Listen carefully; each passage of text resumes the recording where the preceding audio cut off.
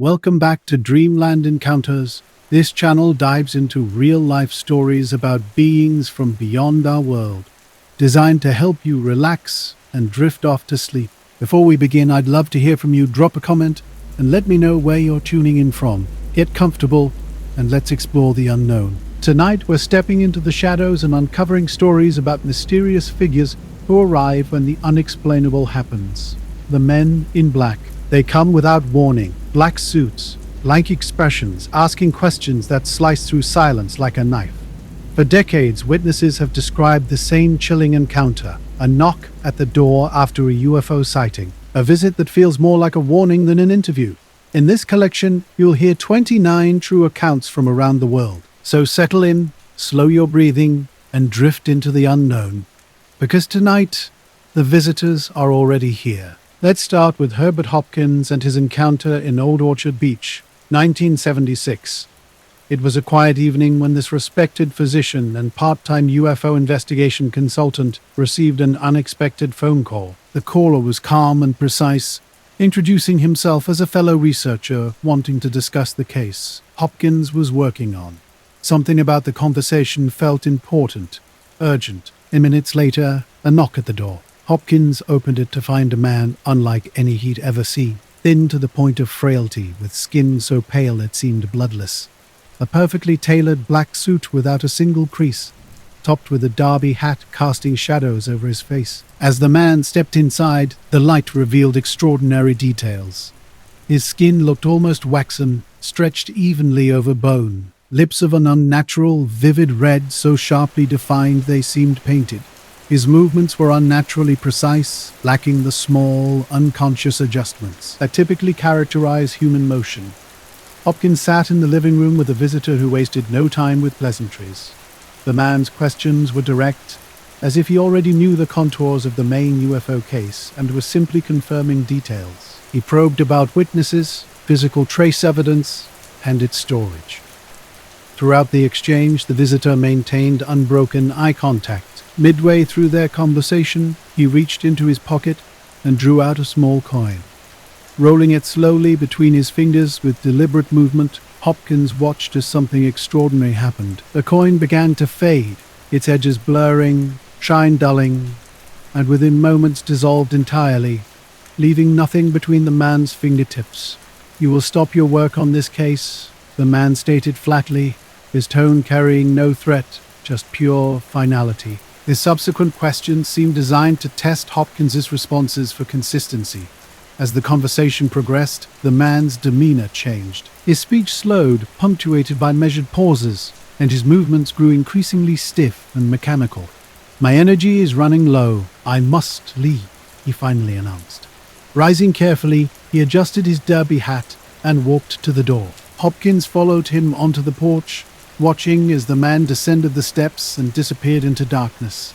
No sounds of a car or engine followed his departure. That night, Hopkins acted with immediate and decisive purpose. He went to his office and methodically destroyed every UFO research file. Case notes, photographs, and transcripts vanished before morning. The change in his behavior was stark and sudden.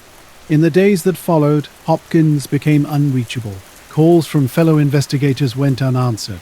When one colleague finally connected with him, his responses were brief and flat. "I'm stepping away from that work," he said, offering no further explanation. A scheduled visit from an out-of-state researcher was politely but firmly cancelled. Locally, the shift was subtly noticed. A librarian at the Old Orchard Beach Historical Society observed that Hopkins, who had been consistently requesting materials on unusual aerial phenomena, abruptly stopped his research. It was like a door had suddenly closed. Even neighbors noticed the difference. Word of the incident spread quietly through letters, phone calls, and conversations at small UFO investigator gatherings. While the details were sometimes subtly altered in retellings, the central image remained unchanged. A pale man in a black suit arriving swiftly after a phone call, performing an impossible act with a coin, and leaving behind an empty resolve where an active investigation had once been. A neighbor remarked to a friend that Hopkins seemed more private after that week.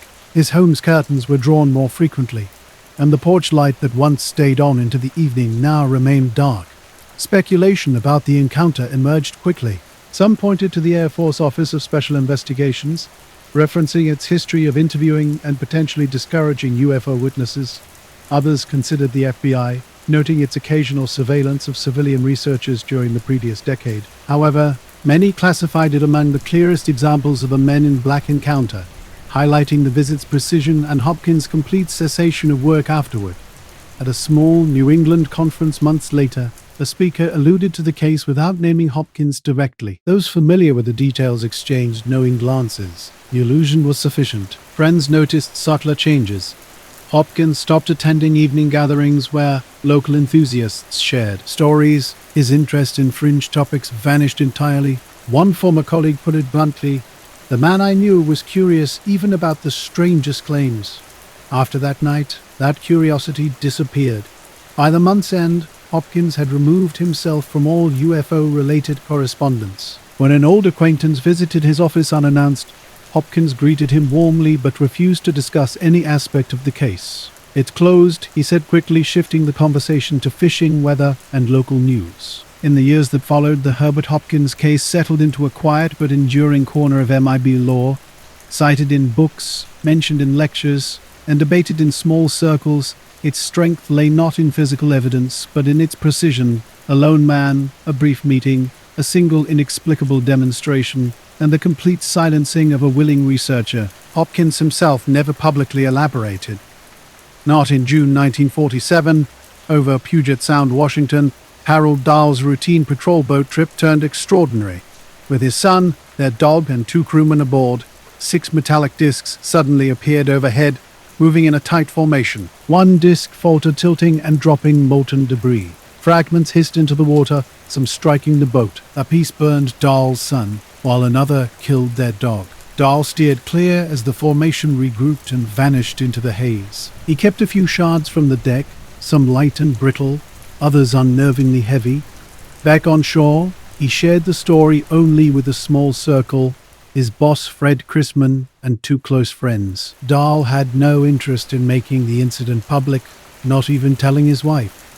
By the following morning, something felt off. An unexpected phone call came to his home from an unrecognizable voice, polite but firm. The caller suggested a breakfast meeting at a Tacoma diner, naming the place and time without. Waiting for Dahl's response, at the diner, the man was already seated in a back booth, wearing a crisp black suit, white shirt, and narrow black tie. His hat rested neatly beside him. As Dahl slid into the opposite seat, the man offered no name, no handshake. He simply fixed Dahl with an unblinking gaze and began speaking. "You had quite an experience out there on the water," he said in a low, deliberate voice. Then he proceeded to recount every single detail with remarkable precision. The number of craft, the wobbling disc, the debris spray, the injury to Dahl's son, the dog's death. Dahl sat in stunned silence, wondering how this stranger could know such specific information. At one point, the man leaned in slightly. It would be better, he suggested, for Dahl and his family to forget what they had seen. There was no explicit threat, no visible anger, but a weight behind the words suggested the outcome was already determined. Dahl noticed the man's pale face, sharp yet oddly flat features. When asked about the incident in later years, he would only say, "It happened exactly as I said it did. I've said all I need to say. For those studying the Men in Black phenomenon, this stands as a rare case where the purpose of the visit was achieved without intimidation or force." The files were gone, the work abandoned, and the witness stepped away, all within a single evening of the Maury Island incident. Someone accustomed to keeping his expressions minimal spoke with careful, almost rehearsed precision. A conversation lasted barely 15 minutes. At its conclusion, the man buttoned his jacket and left without paying for his coffee. Through the diner's front window, Dole watched him enter a black sedan parked at the curb, which quickly merged into the light morning traffic and disappeared. The meeting left an unsettling impression on Dole. He sensed the encounter wasn't about persuasion, but rather a direct delivery of instructions he was meant to understand. That night, sleep eluded Dole. He kept replaying the moment the man described his son's injury. What struck him wasn't just the knowledge itself, but the casual manner in which it was shared, as if discussing something utterly mundane. In subsequent days, Dahl deliberately avoided discussing the sighting. When a local reporter inquired about rumors of strange discs over the sound, he dismissively suggested a misunderstanding or mistake. Within a week, he publicly retracted his entire account. But the story had already spread beyond his control. Chrisman, still convinced something extraordinary had occurred, wrote to an Army Air Force contact offering to demonstrate the debris. This led to two intelligence officers, Captain William Davidson and Lieutenant Frank Brown, flying from Hamilton Field in California to conduct interviews. They questioned Dahl extensively, seeking precise details about times, positions, and object descriptions. Their investigation included examining the boat's damage and collecting debris samples. Their records noted the material's unusual slag-like texture, distinctly different from common alloys. They also documented inconsistencies in Dahl's account, shifting event sequences and uncertainty about exact distances. They couldn't determine whether these discrepancies stemmed from genuine confusion or Dahl's reluctance to speak fully. After completing their interviews, Davidson and Brown boarded their B-25 bomber to return to California, carrying the debris samples. Tragically, the plane caught fire and crashed near Kelso, Washington, killing both men. The debris was completely destroyed in the blaze. News of the crash spread quickly through military channels but was presented to the public as a routine accident. No mention was made of the officer's cargo. For Dahl, the event only reinforced his decision to remain silent. He had been instructed clearly to do so. A single incident would come to define early encounters with the mysterious men in black, an event that would set a pattern for decades to follow. Harold Dahl's experience at a diner became a pivotal moment in understanding these strange interactions. While the initial UFO sighting might have been brief, the subsequent encounter was anything but fleeting. The men who visited wore black suits and carried an unsettling sense of authority. They knew details they shouldn't have known, spoke with calculated precision, and left witnesses feeling deeply uncomfortable. No credentials, no names, just an overwhelming sense that they were in complete control of the conversation. Years later, similar reports would emerge from across the country. Witnesses described unexpected visits from men who seemed to know intimate details about their experiences, who issued instructions without explicit threats, and who vanished as quickly as they appeared. The Maury Island incident became the earliest documented example of this phenomenon. For Dahl, the UFO discs had been a momentary curiosity, but the man in the diner was different, deliberate, unavoidable, a consequence that would repeat itself in countless stories to come. Another stark example was the Robert Richardson incident in July 1967. Late one night on a quiet Toledo road, the 19-year-old university student experienced something unusual. A metallic flash caught his headlights, and moments later, his car struck something. Pulling over, he found a small, unusually cool, silvery fragment. Richardson placed the piece in his bedroom drawer after discussing it with a local UFO research group. 2 days later, a knock at his front door would change everything. When he opened it, two men stood waiting, their presence as unexpected as the metallic object he'd discovered. The Air Force would eventually label the entire affair a hoax, citing Dahl's retraction. But the timeline, the sighting, the mysterious visit, the reluctant witness, and the unexplained loss of physical evidence didn't add up for many researchers. It became a foundational story in the growing mythology of men in black encounters. The men arrived on the porch, an intimidating duo dressed in dark suits that seemed impervious to the sweltering July heat. One appeared to be in his late 30s, the other older, perhaps in his 50s, both pale and devoid of emotion. The older man initiated the conversation. Mr. Richardson had something that did not belong to him, he stated. Richardson, caught off guard, asked for clarification. A piece of metal from an incident, the man explained in a flat, almost mechanical tone, had been taken by Richardson. Initially, Richardson denied the accusation, uncertain of these men's identities or intentions. The younger man stepped forward, producing a notepad with Richardson's address, driver's license, and university ID. Their knowledge was precise, their message clear. "We know where you are, we know what you have," the older man continued. "You will give it to us." When Richardson requested identification, the men offered no official credentials. They claimed no affiliation with law enforcement or government. The younger man simply stated, "It is important for your safety that you comply." Their presence carried an unspoken authority, a weight that needed no explanation.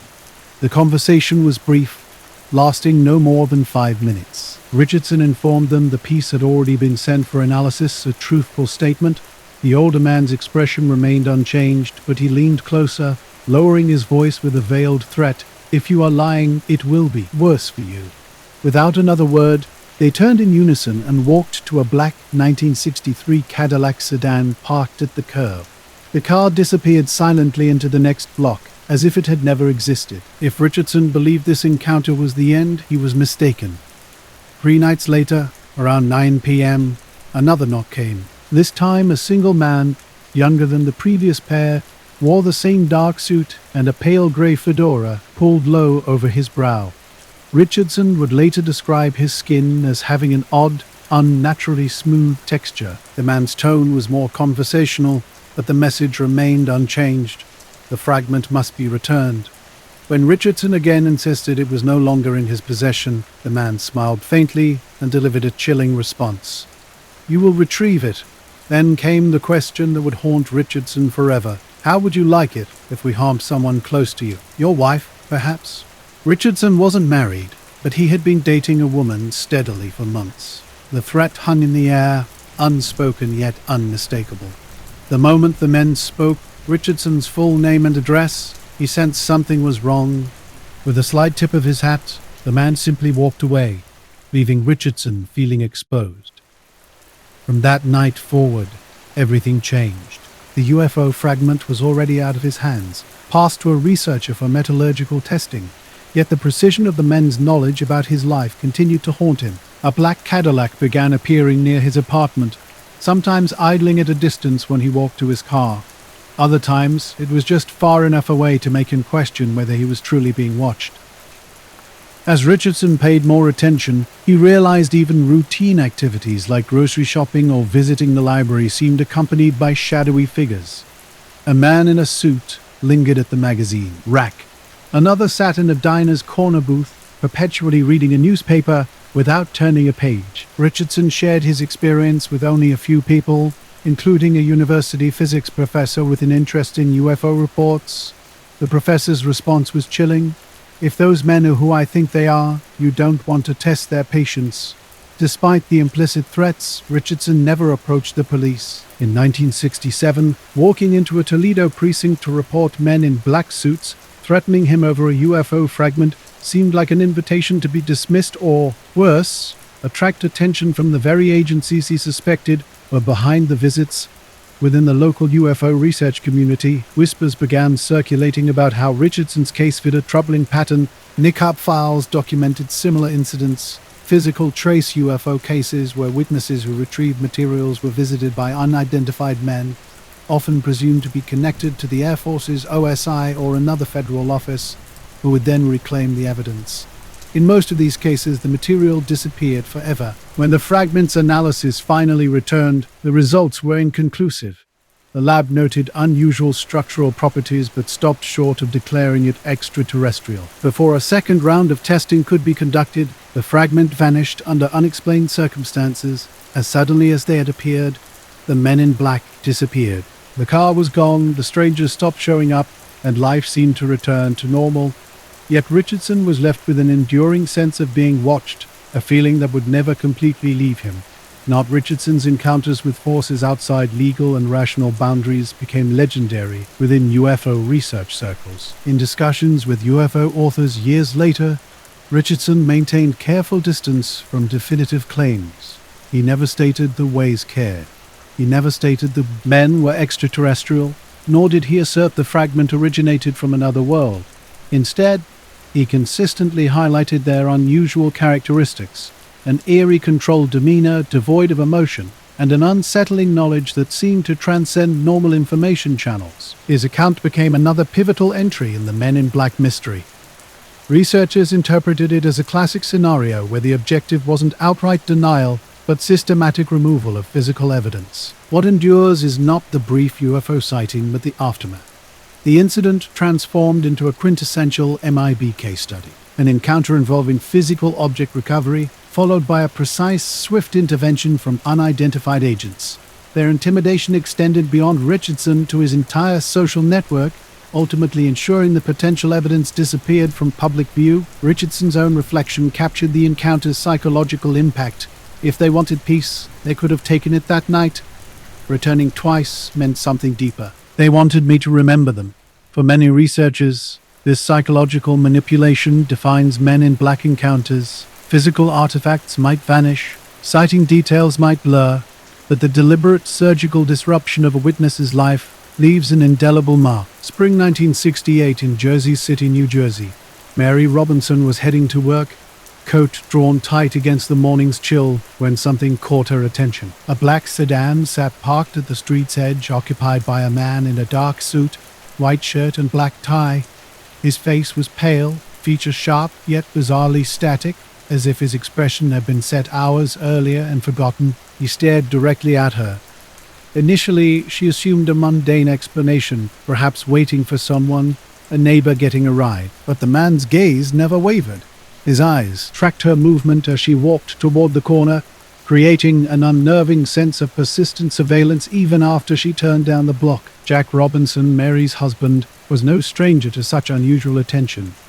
Jack had spent years quietly gathering reports, interviewing witnesses, and submitting findings to national organizations as a respected figure in the New Jersey UFO research community. Recently, he'd been focusing on a series of close encounter reports suggesting unusual local activity. The night before, Jack had mentioned to Mary that he felt someone had been in their apartment while they were out.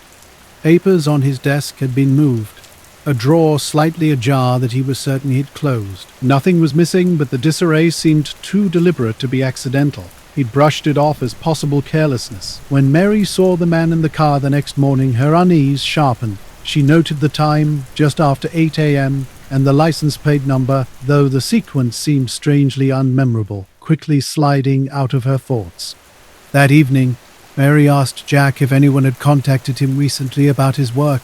He frowned and shook his head, asking why. She told him about the man in the car. Jack listened intently, his expression tightening as she described the suit and unblinking stare. By the conversation's end, Jack was already considering who in their circle might quietly confirm whether they were under observation. The next morning, the man returned. Same car, same position, same posture. This time, Mary saw him adjust something in his lap, possibly a notebook or small device, while his gaze remained fixed on their building's front. On the third day, Mary told Jack she was certain this wasn't random. She urged him to call someone. Jack decided to reach out to Timothy Green Beckley, a fellow UFO researcher known for pursuing leads others avoided. Beckley didn't hesitate. He instructed Jack and Mary to stay put and went directly to Jim Mosley, a photographer interested in documenting UFO phenomenon. Day 4 began identically. Pale sunlight, cool air, and the black sedan parked across from the Robinsons' apartment. The man inside matched Mary's description perfectly: dark suit, low-pulled hat, white shirt buttoned high, with a neatness that seemed almost staged. Beckley and Mosley parked half a block away and approached on foot, keeping their movements calculated. The man sat motionless as Beckley and Mosley approached. His stillness was striking. No fidgeting, no restlessness, as if he could remain in that exact spot indefinitely. Even as two people passed by, his gaze remained fixed on the Robinsons' building. Mosley raised his camera and snapped a quick photograph. The man didn't react at all. Neither the camera's click nor the nearby strangers seemed to register with him. Beckley would later describe the moment as photographing a breathing mannequin. This image would become legendary in Men in Black lore. A grainy black and white shot showing the man in the sedan, his hat casting a shadow over his eyes, his expression neither a smile nor a frown. Back in their apartment, Jack and Mary felt a sense of validation. They weren't imagining things. Someone was definitely watching them. Jack's UFO research wasn't classified or overtly threatening. He compiled reports, tracked rumors, and published in small newsletters. Recently, however, he'd been speaking with witnesses whose accounts suggested something more significant: physical trace evidence, ground, imprints, strange residues, and even recovered objects. If these claims held weight, they might have attracted unwanted attention. The Robinsons speculated about the man's potential affiliation.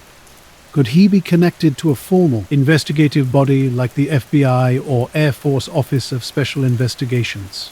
Both agencies were known for monitoring UFO-related cases. His consistent presence outside their home suggested this might be an authorized surveillance operation, a thought that offered little comfort. Subtle signs of intrusion began to accumulate. Mary noticed her apartment door's lock seemed mishandled. A jewelry box was moved with precise, unsettling accuracy. Jack's case notes showed signs of unauthorized examination. Pages stacked differently, edges slightly curled as if handled with damp fingers. While he couldn't definitively prove interference, the pattern was becoming impossible to ignore. The ongoing observation from outside was creating a growing sense of unease. Something was happening, but its purpose remained frustratingly unclear.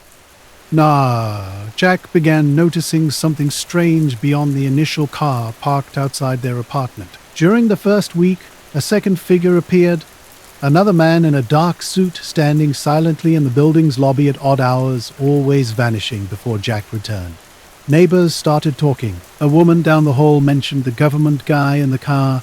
Another tenant told Mary about two men in suits walking slowly through the hallway late one night, stopping outside their door without a word or a knock. Tension grew in subtle, persistent ways. Jack started checking the street before leaving. Mary drew the curtains during the day, uneasy about unseen eyes watching. Their phone calls felt unnatural, with occasional static and mysterious clicks. When Beckley returned a week later, the car was still present. He and Mosley decided on a direct approach, walking past the sedan and greeting the man. The response was chilling, no acknowledgement, no movement. The man's unblinking stare and perfect stillness made Beckley more uncomfortable than any direct threat.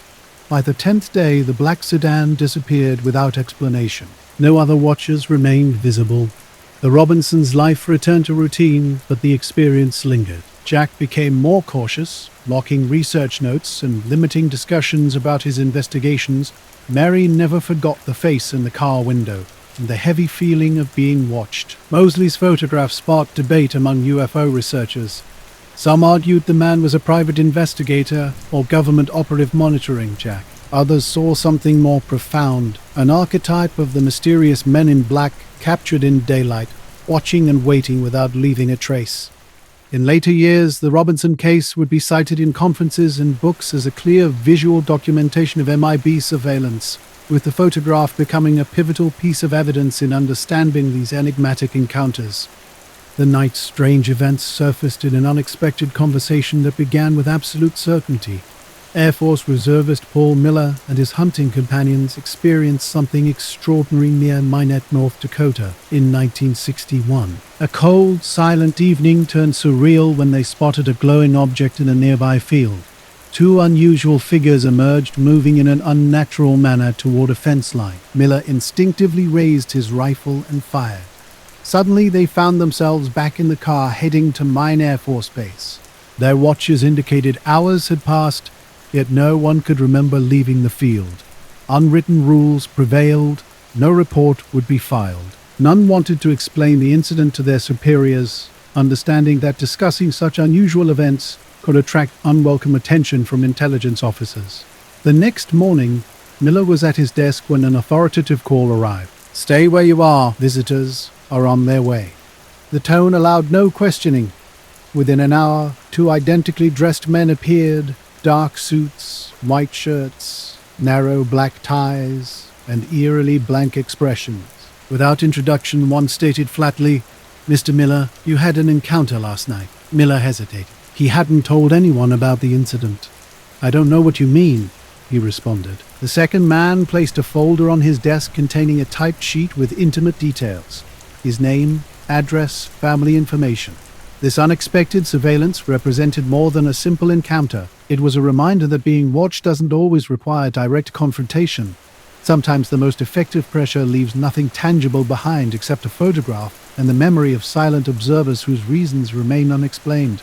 Not Miller's service record lay before him, meticulously detailed down to his elementary school. As he stared at the document, two men approached. Their message was clear and direct. He had seen something he shouldn't have. Miller's chest tightened. "Who told you that?"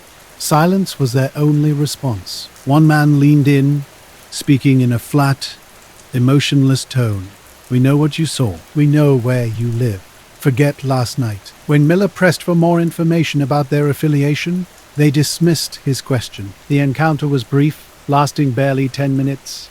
They departed as suddenly as they arrived, walking in perfect synchronization to a black sedan parked in a restricted area of the base. The vehicle, typical of official government transportation, drew no suspicion.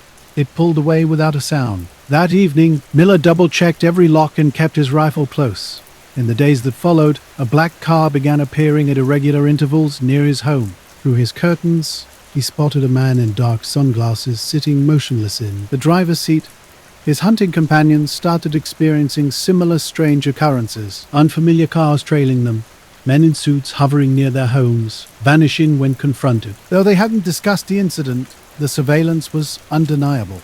At work, the atmosphere shifted. Conversations would halt when he entered a room. A colleague hinted at higher-level intervention before quickly changing the subject. Unknown men in civilian clothes watched him near the mess hall, their eyes tracking his every move. The psychological impact was gradual but profound. Miller became hyper-vigilant. He checked rear-view mirrors constantly, hesitated before entering his home, and scanned parked vehicles reflexively. Routine sounds of phone ringing, footsteps in the hallway now triggered anxiety. His family noticed the transformation. Dinner conversations became sparse. He would sit up late, staring out windows for hours. When his wife inquired about his state of mind, he would deflect, but she understood something was fundamentally wrong. Miller's encounter was more than a simple case of fatigue. Within the base community, word traveled quickly, even without official channels. No one directly confronted him, but Miller sensed his name had been attached to something unusual. A mechanic he knew well began avoiding eye contact for weeks. Another colleague quietly warned him to be careful about who he talked to. Weeks turned into months, and the surveillance gradually tapered off. Yet the memory remained vivid. Miller left the Air Force Reserve a few years later, but the incident never truly left him. When researchers began documenting patterns of men in black visits in the late 1960s and early 70s, Miller recognized the descriptions instantly. The unshakable formality, the strange knowledge, the quiet but heavy intimidation. It wasn't until the late 1970s that Miller agreed to share his story in detail with a UFO researcher. Even then, he hesitated, worried that talking about it might summon them back. For years after the visit, he had nightmares about returning to the office and finding the two men already sitting and waiting for him. By the time the account entered UFO literature, the original sighting had become almost secondary. The focus was on the response's precision and speed, how they approached within hours, armed with personal and military background, and issued a warning without any official acknowledgement. Researchers noted the unusual level of coordination. If the men were from a recognized military or intelligence agency like OSI, Air Force Intelligence, or the CIA, they should have identified themselves. But they hadn't. The questions lingered. How had they gained such quick access to Miller's service file and movements? And if their goal was to silence him, why make their presence so obvious? Miller didn't dwell on broader theories. For him, this was a personal memory that remained sharp in all the wrong ways. He remembered the slight delay before each man spoke, as if following an internal rhythm. He recalled how their footsteps matched exactly when turning to leave, how their shoulders never shifted, how not a strand of hair seemed out of place. Even decades later, when Miller was well into middle age, he kept the storytelling sparse. He sometimes ended it by saying, "I was the quiet that got to me. They didn't have to yell. They already knew I'd remember every word." Among those who heard him speak, the impact was lasting. 1953, another case emerged from Bridgeport, Connecticut. Albert K. Bender wasn't just another casual observer, but the founder of the International Flying Saucer Bureau, a small yet growing network of enthusiasts who traded sightings, theories, and clippings by mail. His top-floor apartment at 784 Broad Street served as the Bureau's headquarters, with every surface covered in files and correspondence. That summer, Bender was preparing an issue of Space Review, the Bureau's bulletin, in which he hinted that the UFO mystery had been solved, a conclusion he planned to reveal in the next issue. But something changed before that could happen. Strange occurrences began at his desk during nighttime work, a heaviness in the air, a faint sulfur or ozone-like odor, blurring thoughts, and a pressure building behind his eyes. One late July evening, these sensations intensified dramatically. Alone in the apartment, Bender noticed the clock passing 9 p.m. as the air temperature dropped. The desk lamp's light dimmed without flickering. Suddenly, he realized he wasn't alone. 3 men stood in the room, having entered without a sound. They were dressed identically: black suits, black hats, narrow black ties, and crisp white shirts. Their skin appeared pale, almost grey. Bender would later describe their eyes as having an unusual, luminous quality.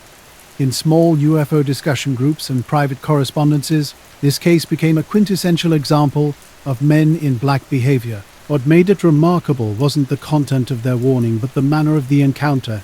It demonstrated that the MIB's power lay not in force, but in an absolute certainty of purpose. They arrived at will, spoke their piece, and departed without seeking permission. For those experiencing such an encounter, the subsequent silence was never truly empty. Instead, it was a charged waiting space, a clear understanding that if the door were to open again, it would not be by chance. Now here's a rewritten version. The men stood motionless, their presence filling the room with an unsettling silence. No one sat, no hats were removed.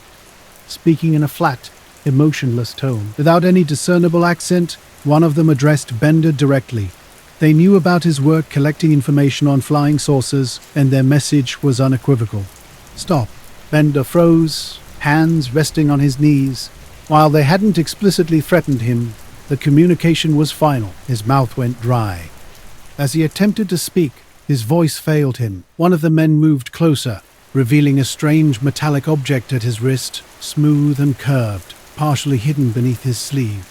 A wave of dizziness washed over him. His vision blurred momentarily, then cleared. Suddenly the men had vanished. The following days passed in a fog. Headaches intensified. Hours slipped away unnoticed. He began leaving work early, wandering aimlessly through city streets. Letters from bureau members went unanswered.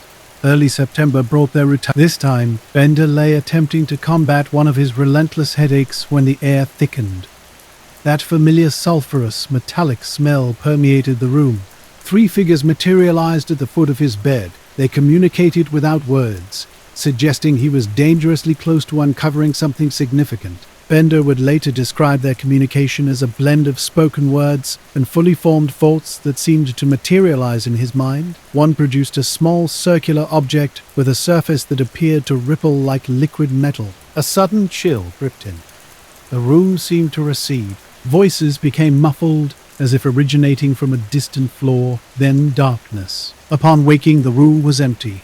Hours had vanished. Within a week, Bender made his decision. The International Flying Saucer Bureau was closed.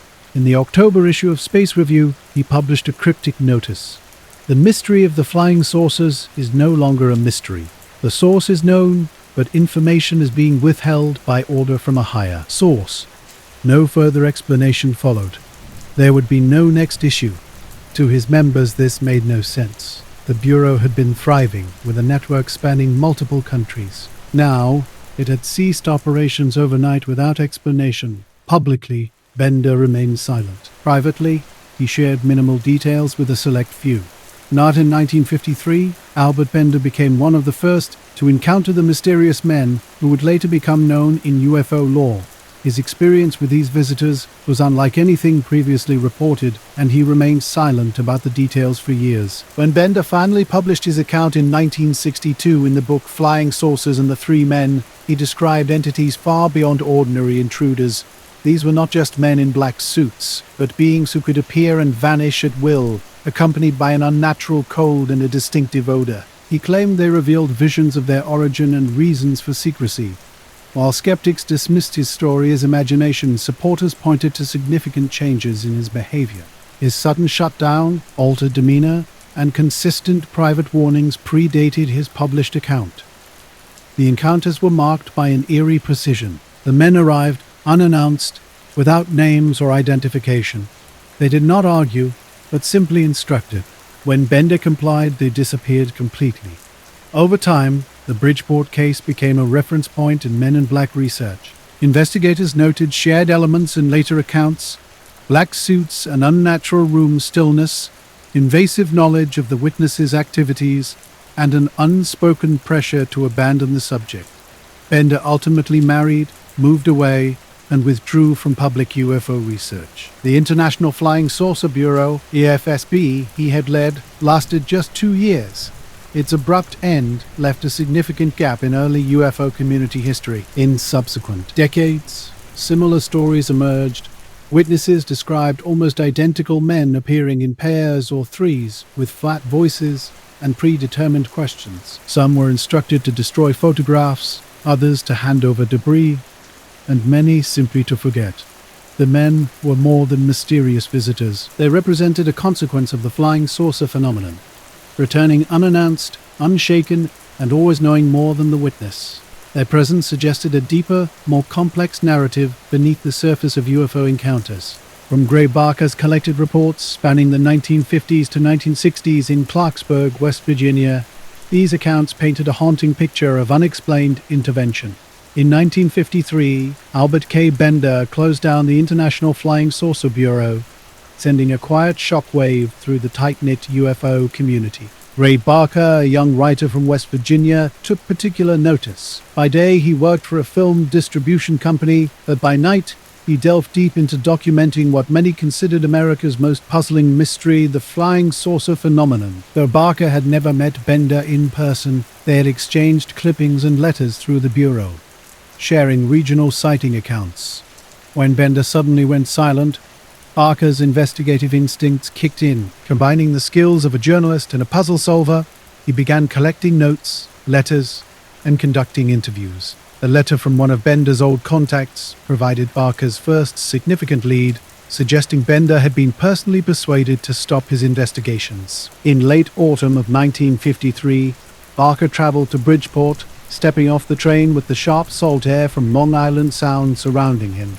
Their meeting took place in a hotel lobby, a neutral location Bender had specified. The dim light cast yellow circles across the carpet as Barker arrived early.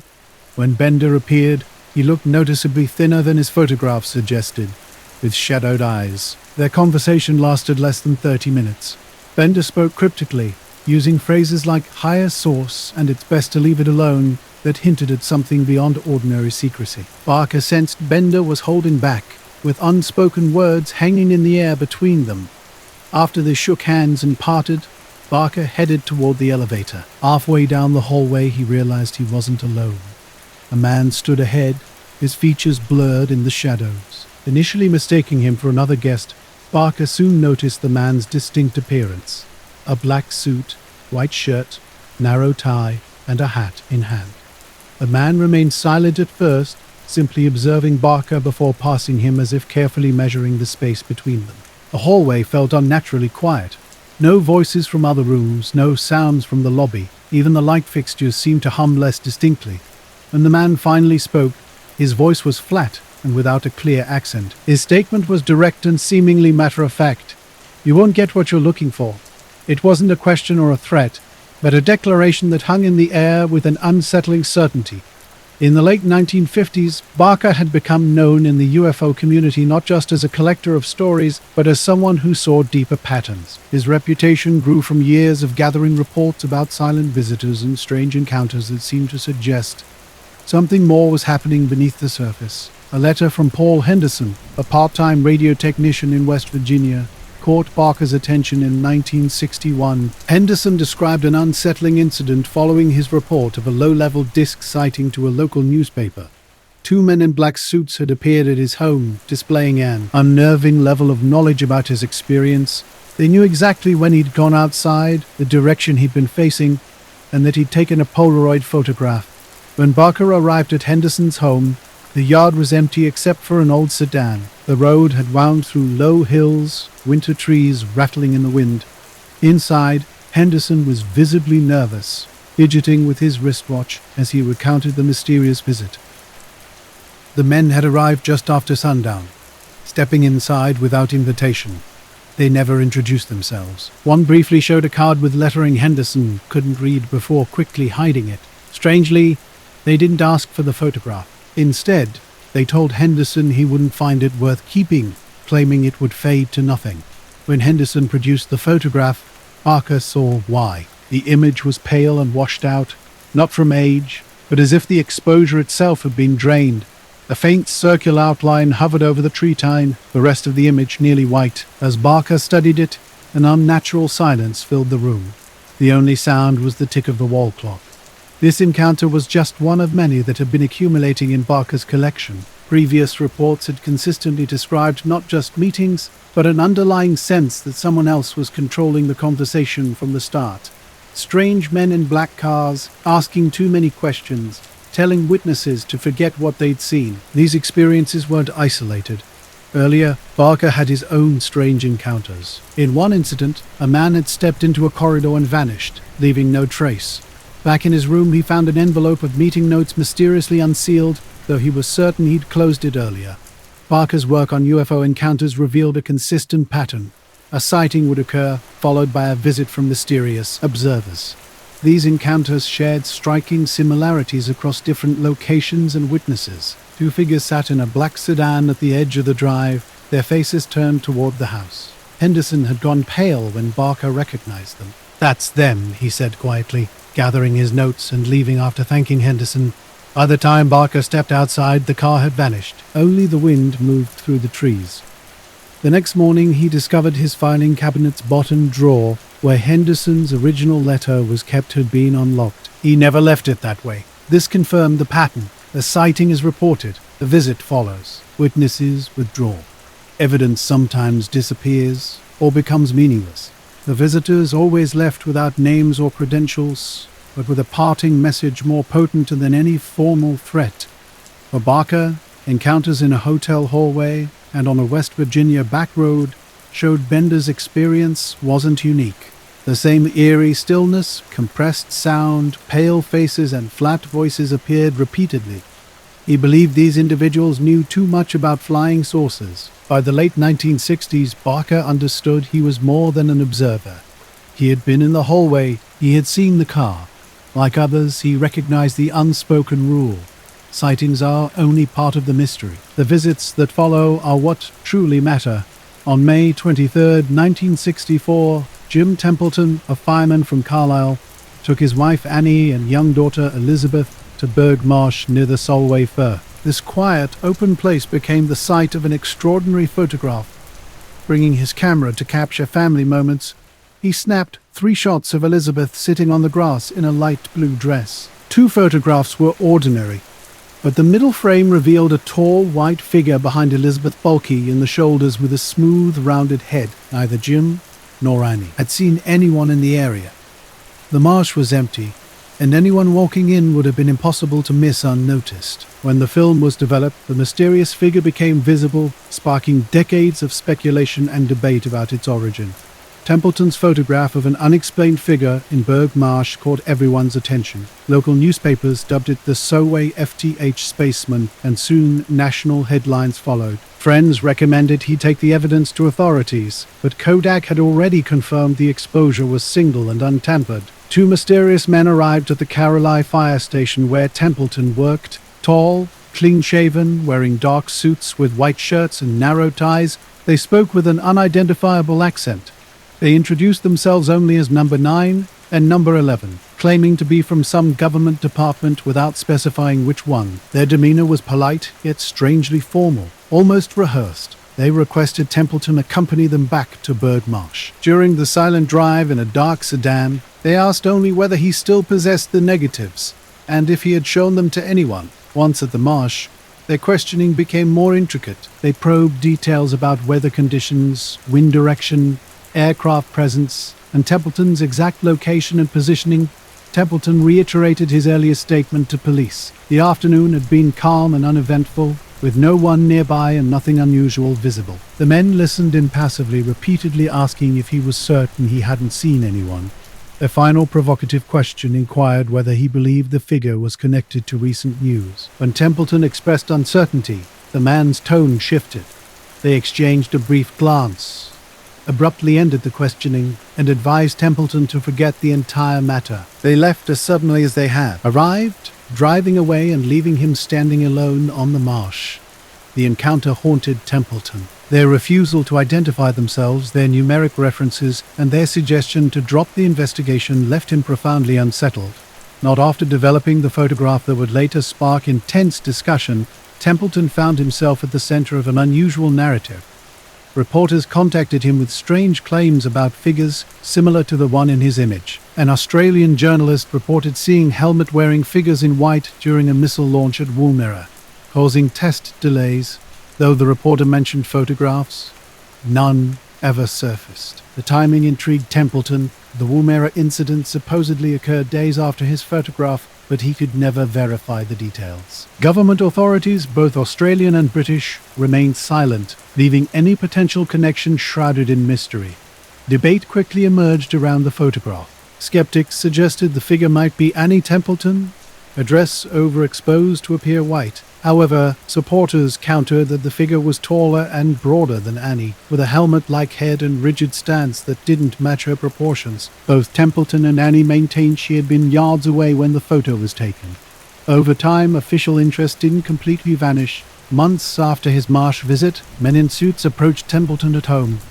These investigators asked probing questions about his memories of that day, though in a less formal manner than previous encounters. They revealed little about their origins.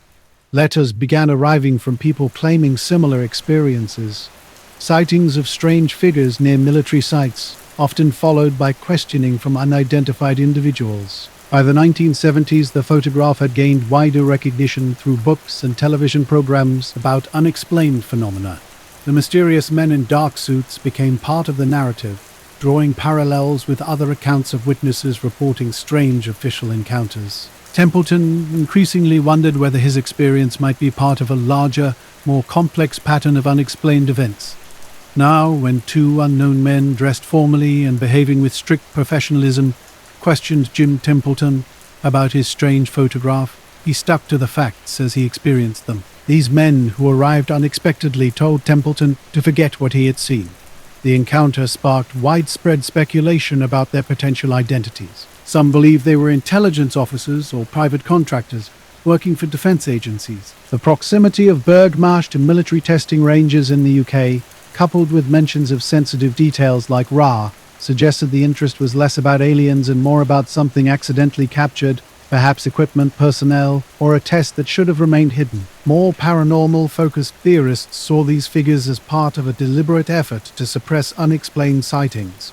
Templeton, however, maintained his integrity throughout. He never sold the negative, rejected payment offers for exclusive rights, and only allowed copies to be made for analysis. Decades later, the Soway case remained an intriguing intersection between photographic evidence and unexplained official interest. Analysts unanimously agreed the negative was genuine and untampered. Their disagreements centered on the figure's nature and the reason behind the mysterious visits. Key questions persisted. If the figure was human, who were they? If unrelated to earthly phenomena, why were Templeton and others instructed to forget the encounter? The case continued to occupy a gray area, neither fully debunked nor definitively proven. For those fascinated by photographic mysteries, it represented a rare instance of an image that survived technical scrutiny, while simultaneously drawing its photographer into contact with individuals whose identities and motivations remained obscure. More profoundly, it served as a reminder that the most compelling questions often arise not from the image itself, but from those who arrive afterwards seeking to control the narrative. The Soway photograph embodied this enigma, an enduring testament to the thin line between documentation and suppression, between what is seen and what is permitted to be remembered. Something started happening in the quiet rural area around a small town in November. Near the old munition storage grounds, north of town, known locally as the TNT area, a few people reported seeing a large, winged figure. While these initial sightings made the local paper, what followed left a more profound impact. The witnesses varied widely. Farmers, shopkeepers, young couples, and even a school teacher.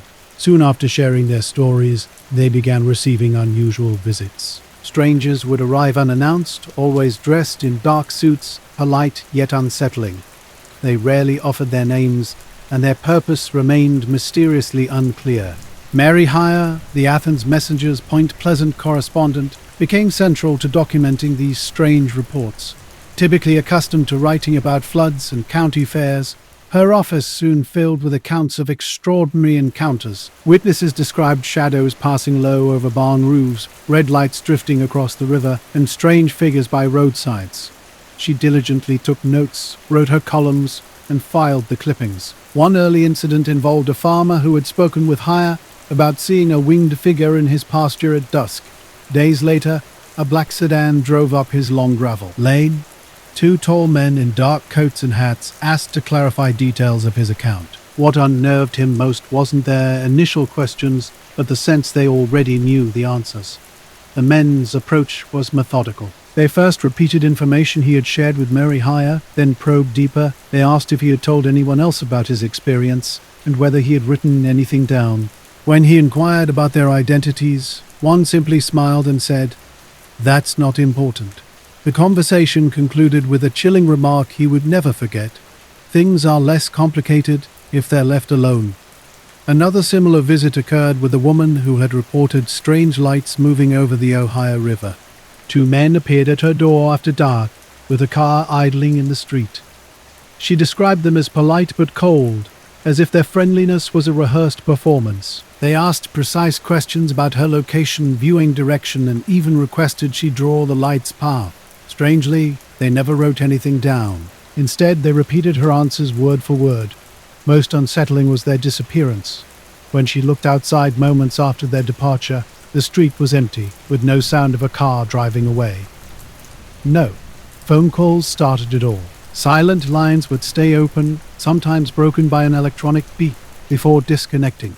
Someone close to her had experienced something similar. One afternoon, a man walked into her office. He was short, with long black hair, a sallow complexion, and an oddly stiff posture. Without wasting time on introductions, he asked about the articles written on sightings, then abruptly switched to discussing city lights. He wanted details about their colors and regularity. After getting the information, he simply walked out. By January 1967, her desk drawers contained more than just sighting reports. She began collecting these accounts of unexpected visitors, filing them alongside creature and UFO sightings. Witnesses started sharing strange encounters. A teenage boy told her about a black sedan that pulled up outside his house. Two men in matching coats approached him, revealing details they shouldn't have known. They mentioned her dog's name, her sister's workplace, and her mother's birthday, not as questions but as confirmations. In town, similar incidents occurred. A hardware store owner who had mentioned seeing a figure on his roof was later visited by two men. They inquired about deliveries, trucks, and times without identifying themselves or making a purchase. Other encounters were subtler but equally strange.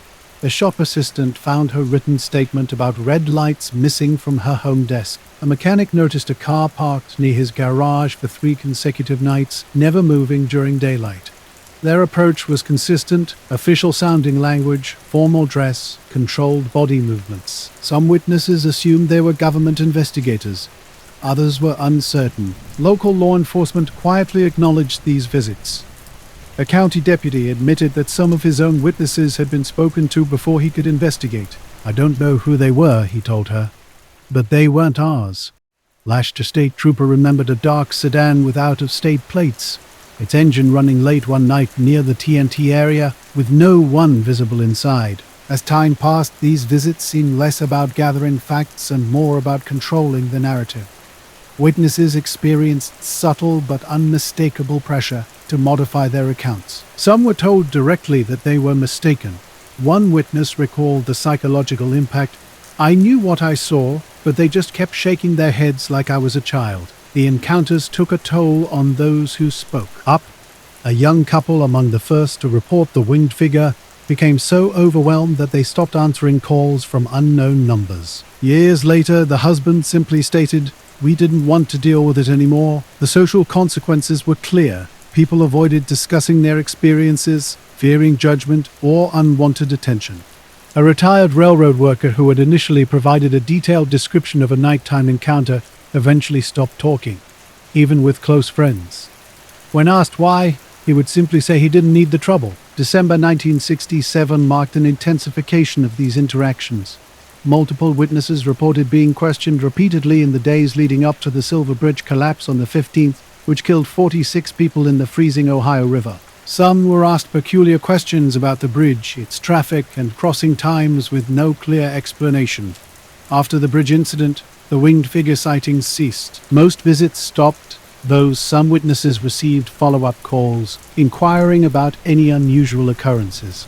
Rather than bringing closure, this left many with lingering questions about why they had been singled out and by whom. Haya kept her files until her death in 1970.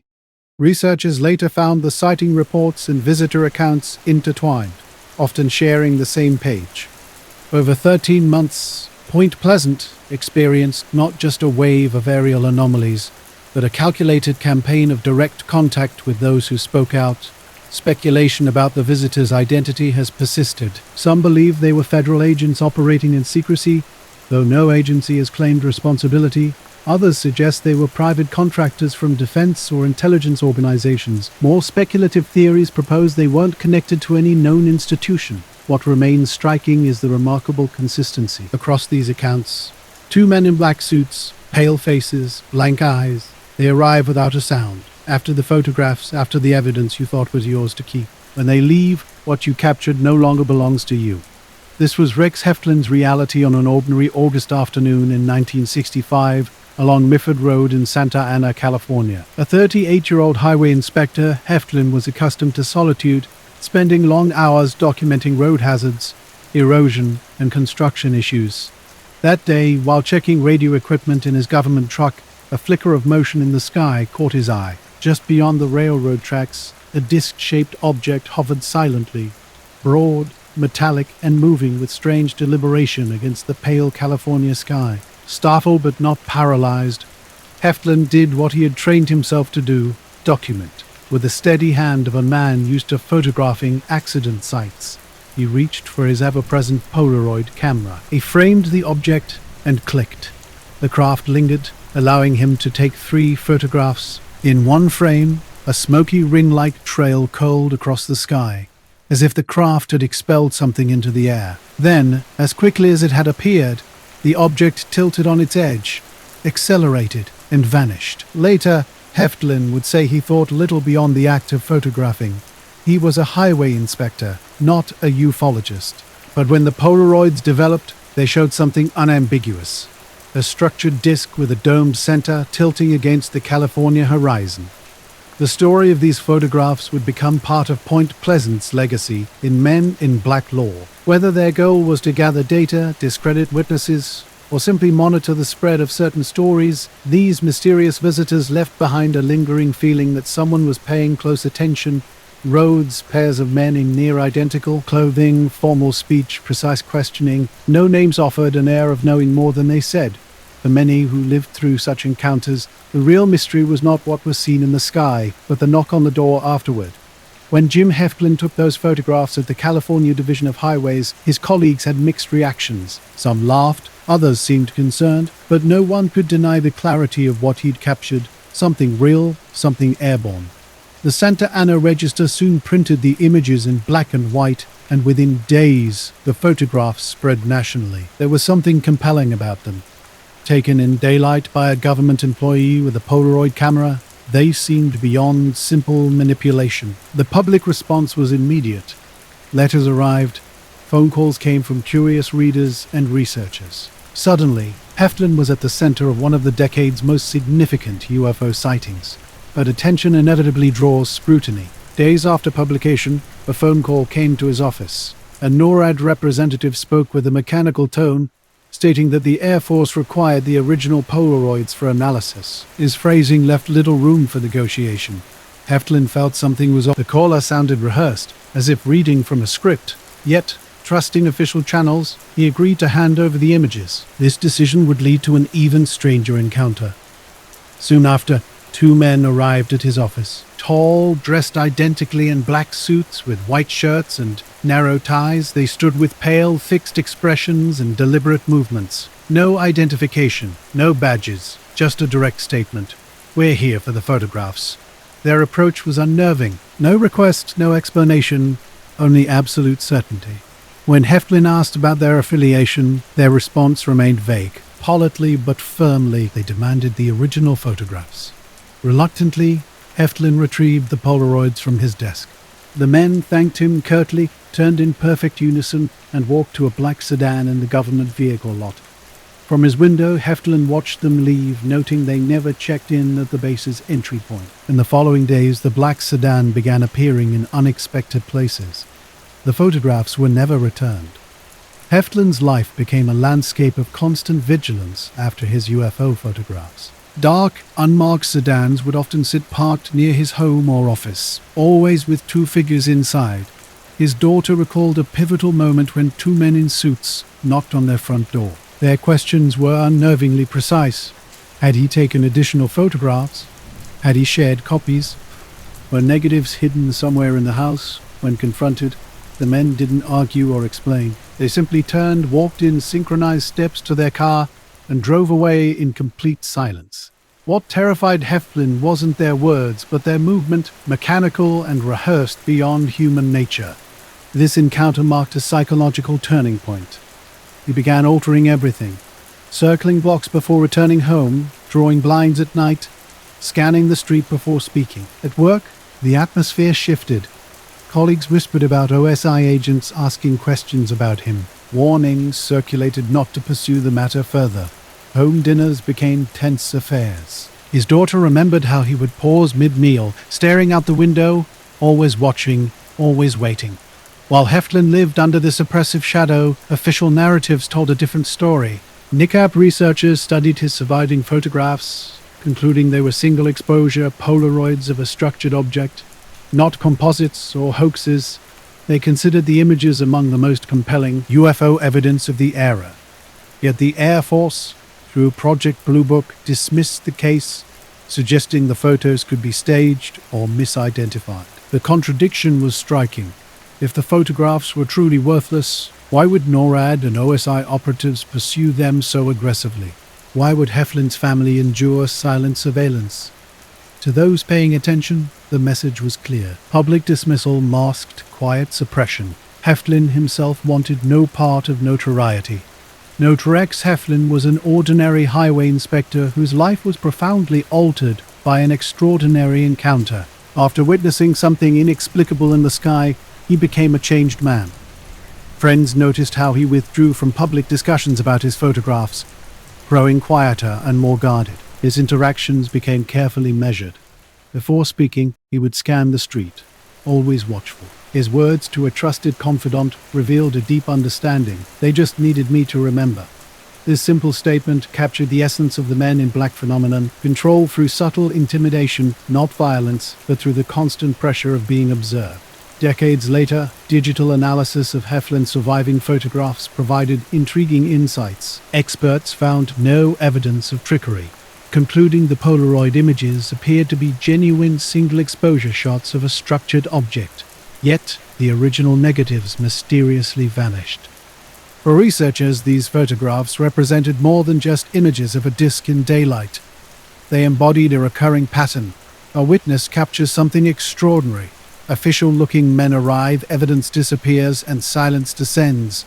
The case left investigators wrestling with unsettling questions. Why would individuals claiming connections to NORAD and OSI go to such lengths to recover photographs the Air Force publicly dismissed as inconclusive? Why would Heflin's family endure silent surveillance if the incident was meaningless? These contradictions became integral to the narrative's enduring mystery. Heflin's story emerged as a stark example of how physical evidence and human testimony can be swallowed by an unseen machinery of suppression. The photographs were significant not just for what they revealed in the sky, but for the shadow that descended afterward, a shadow that reshaped his entire life. Today, Myford Road looks like any other stretch of Southern California asphalt. Commuters pass by, unaware of the extraordinary moment that once unfolded above this ordinary landscape. For Heflin, the true weight of his experience was never about the disc he photographed, but about the precise, nameless men who followed, moving like shadows in daylight, leaving no documents, no trace. The Rankins of New Jersey were not casual observers, but dedicated UFO researchers who had built an extensive network of information. Their home was a testament to their passion. Filing cabinets and folders crammed with letters, reports, and clippings occupied every corner of the living room and study. Ralph meticulously handled correspondence, while Judy directly engaged with witnesses. Together they represented a new breed of civilian researchers, filling the gap left by an official system that dismissed unexplained phenomena. In the spring of 1966, something changed. Their routine of sharing notes, comparing patterns, and supporting fellow researchers was disrupted by strange telephone disturbances. At first, it was subtle. Background noise, faint clicks interrupting conversations. Then came static bursts so loud that words disappeared entirely.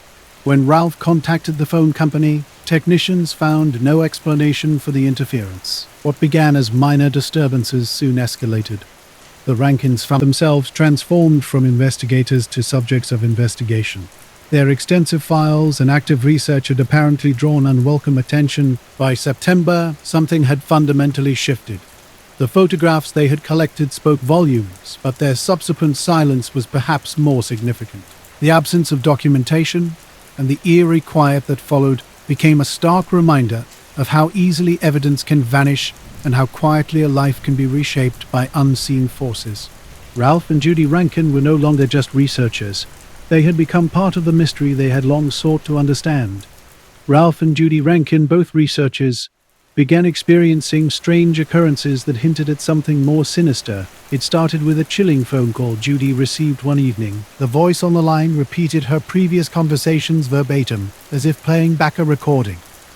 When she attempted to identify the caller, the line went dead. Soon after, Ralph noticed unfamiliar vehicles lingering near their home. A black sedan with tinted windows appeared multiple times, strategically parked just far enough away to seem random, but never staying long enough for Ralph to investigate. Their attempts to joke about being monitored masked an underlying anxiety. They were researchers, not whistleblowers, yet someone was clearly sending a message that they were being watched. Late one afternoon, a knock interrupted their routine. Ralph opened the door to find two men in dark suits, white shirts, and narrow ties. Their pale complexions and unnaturally fixed stares immediately set them on edge. "We understand you've been collecting information," one man stated flatly. They requested to enter the house. The Rankins, unsettled but maintaining politeness, welcomed them inside. The visitors methodically surveyed the living room, scanning walls, cabinets, and neatly stacked folders. Their interrogation began immediately. Where did they obtain their files? Who were their sources? Did they know witness names? Or their photographs, negatives, or recordings? Judy remembered their expressions as completely unchanging. Their lips moved, but their faces remained mask-like, devoid of emotion. When she offered tea, they acted as if she hadn't spoken. What truly unsettled the Rankins was the visitors' extensive knowledge. They referenced details never published, names of correspondents and case descriptions shared only in private letters.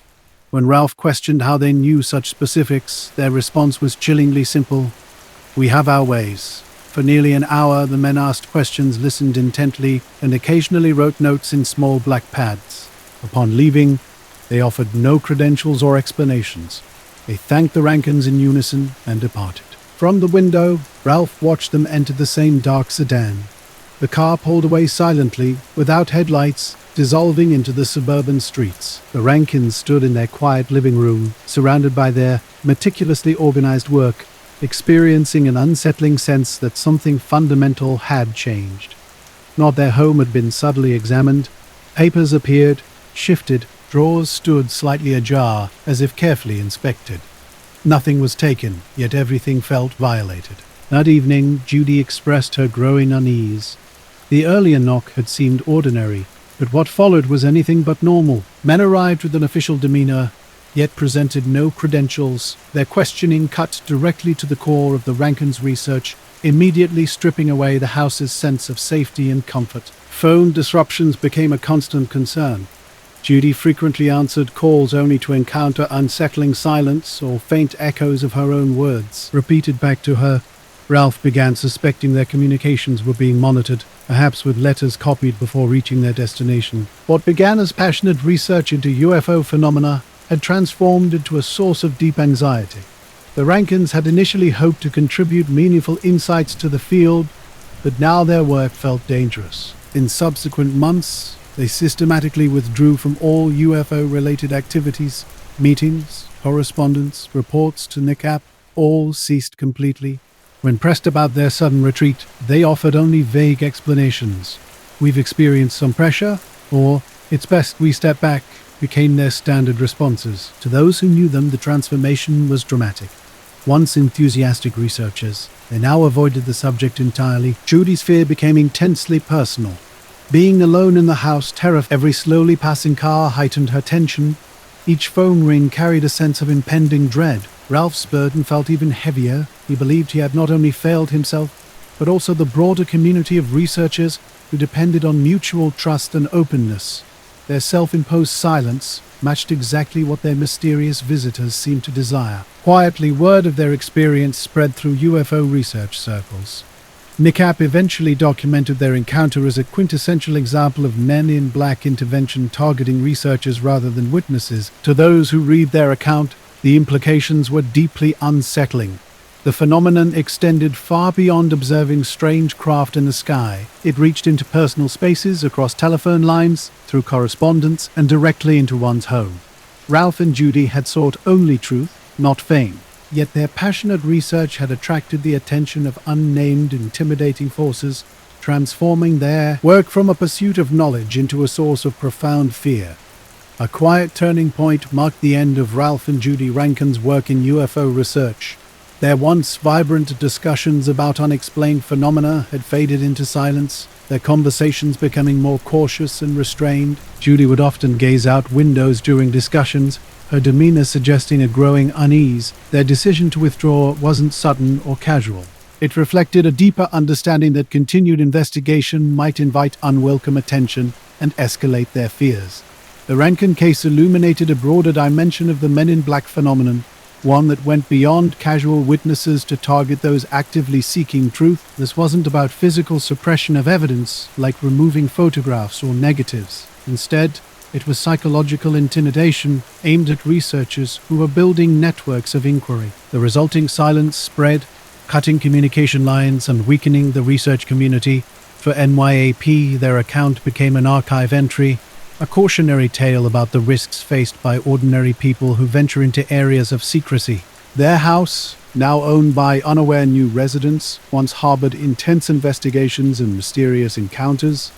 The pale-faced visitors who crossed their threshold represented more than just two men in suits. They symbolized a deeper mechanism of control. It wasn't only those who witnessed strange events who were silenced, but those who actively seek understanding. Files can vanish, photographs can be lost, but when investigators themselves become afraid, the resulting silence is profound and complete. Today, the Rankins are barely remembered outside UFO research circles, yet their story transcends a simple encounter.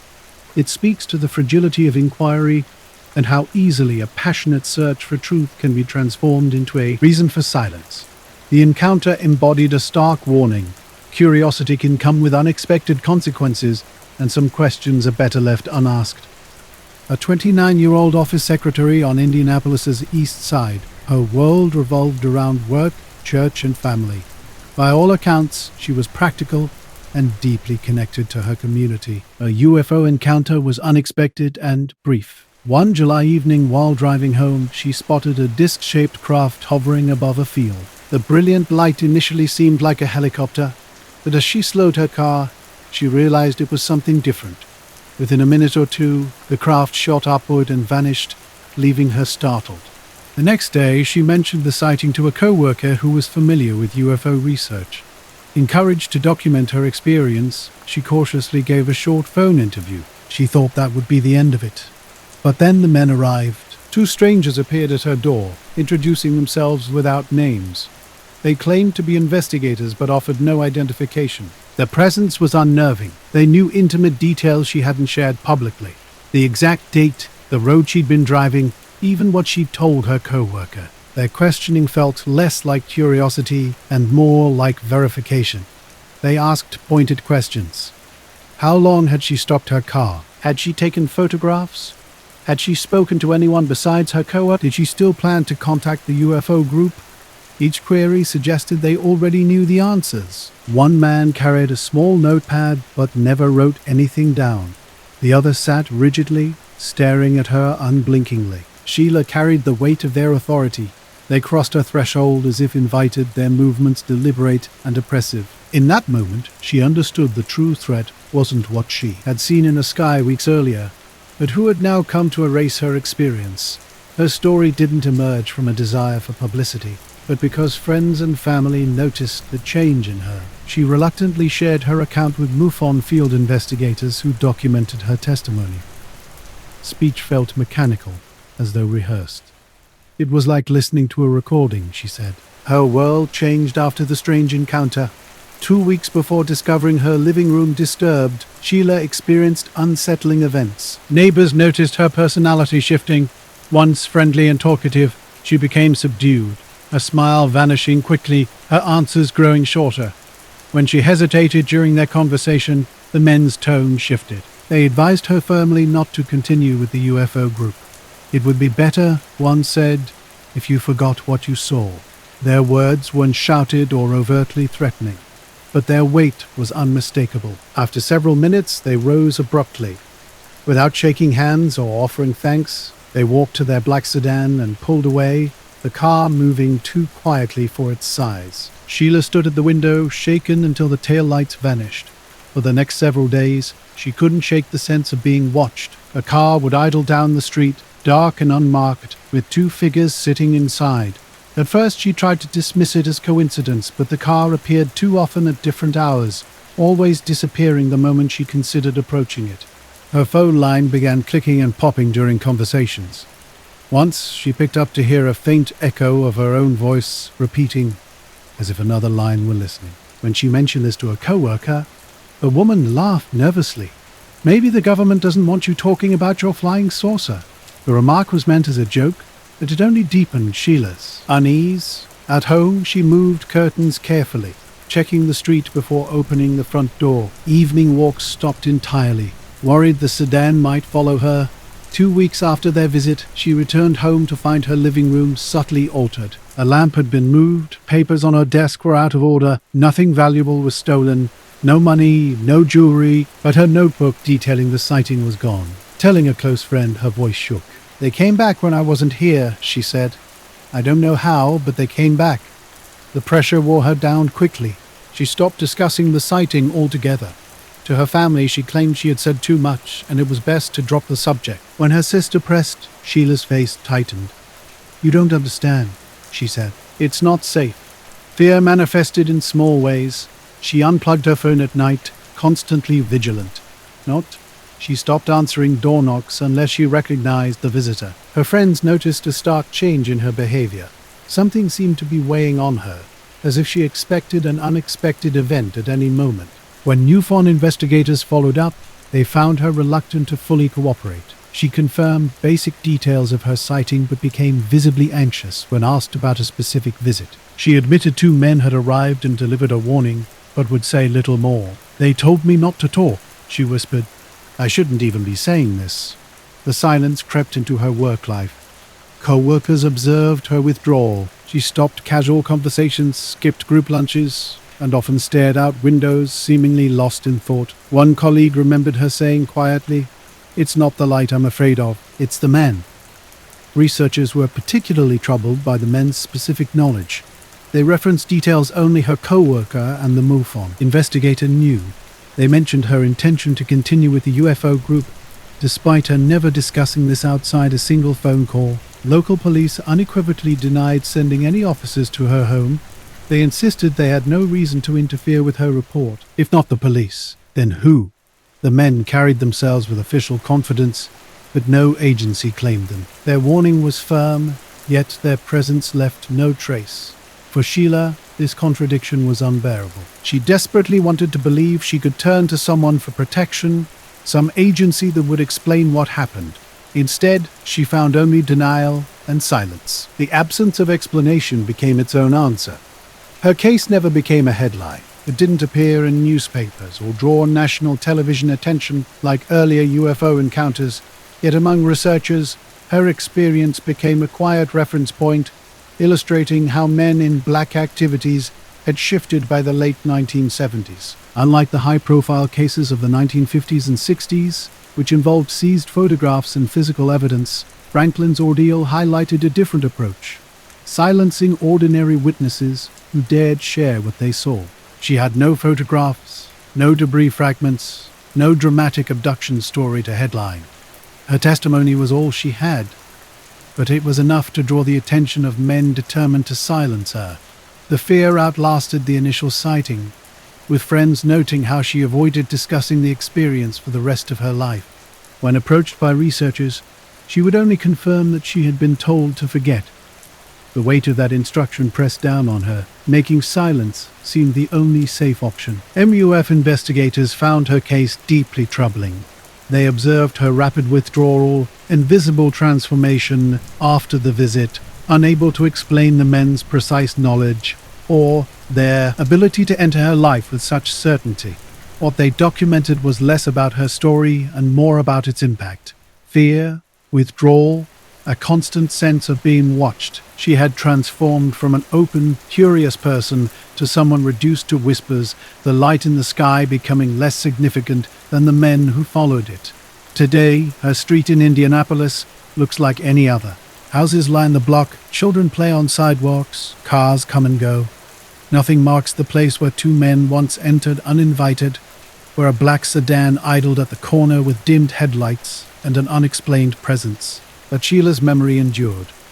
She remembered the pale faces, the flat voices that spoke her name as if they had always known her. She recalled the warning to stay silent, delivered without threat, yet heavy enough to settle into her bones. Most haunting was the sense that they already knew everything she had tried to keep private. The Franklin case doesn't rely on photographs or recordings. It rests on the testimony of a woman with no reason to invent her fear. It reveals a pattern running through decades of men in black encounters. Evidence vanishes, witnesses retreat, and silence replaces testimony. For researchers, it demonstrates that the phenomenon was not limited to early UFO investigations or prominent figures. It reached into the lives of ordinary people, reminding them that what they saw was not theirs to keep. For those studying the men in black, it offers yet another unsolved puzzle. Now, were they visitors truly government agents or something that only wore the shape of men? Their impact was undeniable, though they left no record, no trace. In the end, Sheila Franklin's legacy is silence. Dan Sherman's story begins in mid-1970s Illinois, USA. With a UFO sighting that would change everything, he'd reported a glowing object moving low across the street line, hovering longer than any aircraft should. A momentary encounter he expected to forget. The event that started it all was brief. Sherman was returning home late one evening when a luminous object passed over the road ahead. Oval, silent, glowing pale blue-white. It moved steadily above the tree line before tilting and fading into clouds. He reported it casually to local authorities and a regional UFO group. No photographs, no physical traces, just his testimony. It should have ended there. Another UFO report among many filling Midwestern newspapers with stories of lights over farms and highways. But for Sherman, the sighting didn't fade into memory. It became the trigger for something far more unsettling. Within weeks, he noticed the car, a dark sedan parked at the end of his street, engine running. Two men seated in the front. They never left the vehicle, never knocked on his door, never acknowledged his presence. But their eyes followed him. At first he dismissed it as coincidence, but when it appeared 3 nights in a row, then again a week later, always in the same spot, always when he returned home, the coincidence began to feel like design. This was no single interview or demand for evidence. This was the slow erosion of normal life, carried out by men who never spoke, but whose presence said everything. Men with blank faces, flat voices, whose presence lingered long after they had gone. She saw something in the sky. She told the truth about it. Then the knock came. The men entered, and the silence spread. It was not the light that changed her life, but the men who came after. The strange pattern became impossible to ignore. A car kept appearing at unusual times, late at night when the street was completely quiet, and early in the morning when people were leaving for work. Sherman noticed something off about the men inside. When they were near, their faces looked unnaturally pale and their movements seemed mechanical. Once, one turned his head slowly and stared directly at Sherman without any emotion. This unsettling encounter prompted Sherman to start documenting everything. He began tracking dates in a notebook and sketching the car's license plate, which seemed to change mysteriously, sometimes showing out-of-state tags, sometimes showing no plate at all. Small disturbances started happening inside his home. Drawers would be slightly open. Chairs would shift a few inches. Papers on his desk would be subtly rearranged. Nothing was ever stolen, but everything felt slightly out of place, as if someone had carefully examined his belongings. His phone began acting strangely too. Calls would be interrupted by static. Sometimes when he picked up, he'd hear only silence followed by a disconnection. Sherman replaced his locks and had the phone line checked, but no explanation emerged. The car continued to return, its occupants waiting silently. Over time, Sherman became convinced these weren't ordinary men. Their posture was unnaturally rigid, their movements too synchronized. Once, he saw them both turn their heads in perfect unison, their pale faces illuminated by dashboard light. Neighbors started noticing too. Some remarked about the car parked motionless for hours. Others described the men as sitting completely still, like statues. When Sherman suggested involving the police, neighbors seemed reluctant. "If they're from the government," one said, "we'd only cause trouble." Sherman tried reporting it himself. A patrol car drove past the sedan, slowed down, glanced over, and then continued without stopping. The vehicle remained untouched, seemingly beyond normal investigation. One day, Sherman decided to approach the car directly. He walked slowly, watching for any reaction. The men remained motionless. Only when he was just 20 feet away did the sedan suddenly start and drive off, its acceleration smooth and deliberate, neither rushed nor fearful. Nor Sherman's life changed dramatically after an encounter that seemed to trigger a decision to leave. Once outgoing, he grew withdrawn, with friends noticing his transformation. Sleep became shallow, interrupted by imagined sounds and constant vigilance. Paranoia bled into his daily existence. He stopped reporting unusual sightings, believing his experience wasn't worth investigating. His family felt the strain intensely. His sister remembered phone calls where he whispered, as if someone might be listening. A cousin noted how he avoided holiday gatherings, fearful of leaving his house empty. The beings in the car had never spoken or entered his home, yet their silent presence was enough to unravel his trust in ordinary life. Sherman began altering his routines, circling blocks before turning into streets and leaving lights on in every room at night. His case emerged during a peculiar moment in UFO investigation history. Project Blue Book had closed in December 1969, leaving the Air Force without a formal public program. However, interest hadn't vanished. The Office of Special Investigations remained active, interviewing witnesses in sensitive cases. Regional UFO groups documented his testimony, noting details about the mysterious car and home disturbances. Some suggested FBI involvement, knowing that surveillance of UFO witnesses wasn't unprecedented in the 1950s and 60s, yet the behavior didn't match standard procedures. Instead, the pattern resembled the infamous Men in Black, visitors who communicated through presence rather than words. Sherman attempted to verify the surveillance through official channels, contacting a local police captain he knew. The captain dismissed his concerns, claiming no records matched his description. When Sherman pressed further about potential outside involvement, he was met with continued dismissal. The silent, unexplained surveillance had fundamentally altered his perception of safety and normalcy. By the second year, Sherman felt he was living under glass. His world had shrunk to a place of constant uncertainty and unease. Trust evaporated from his life. He no longer felt secure with his locks, his phone, or even his daily routine. Neighbors became potential threats. He stopped sharing anything with them, suspecting every conversation might be monitored. His notes about his experiences grew increasingly chaotic, filled with frantic sketches of cars that seemed to materialize and vanish without explanation. Strange incidents accumulated.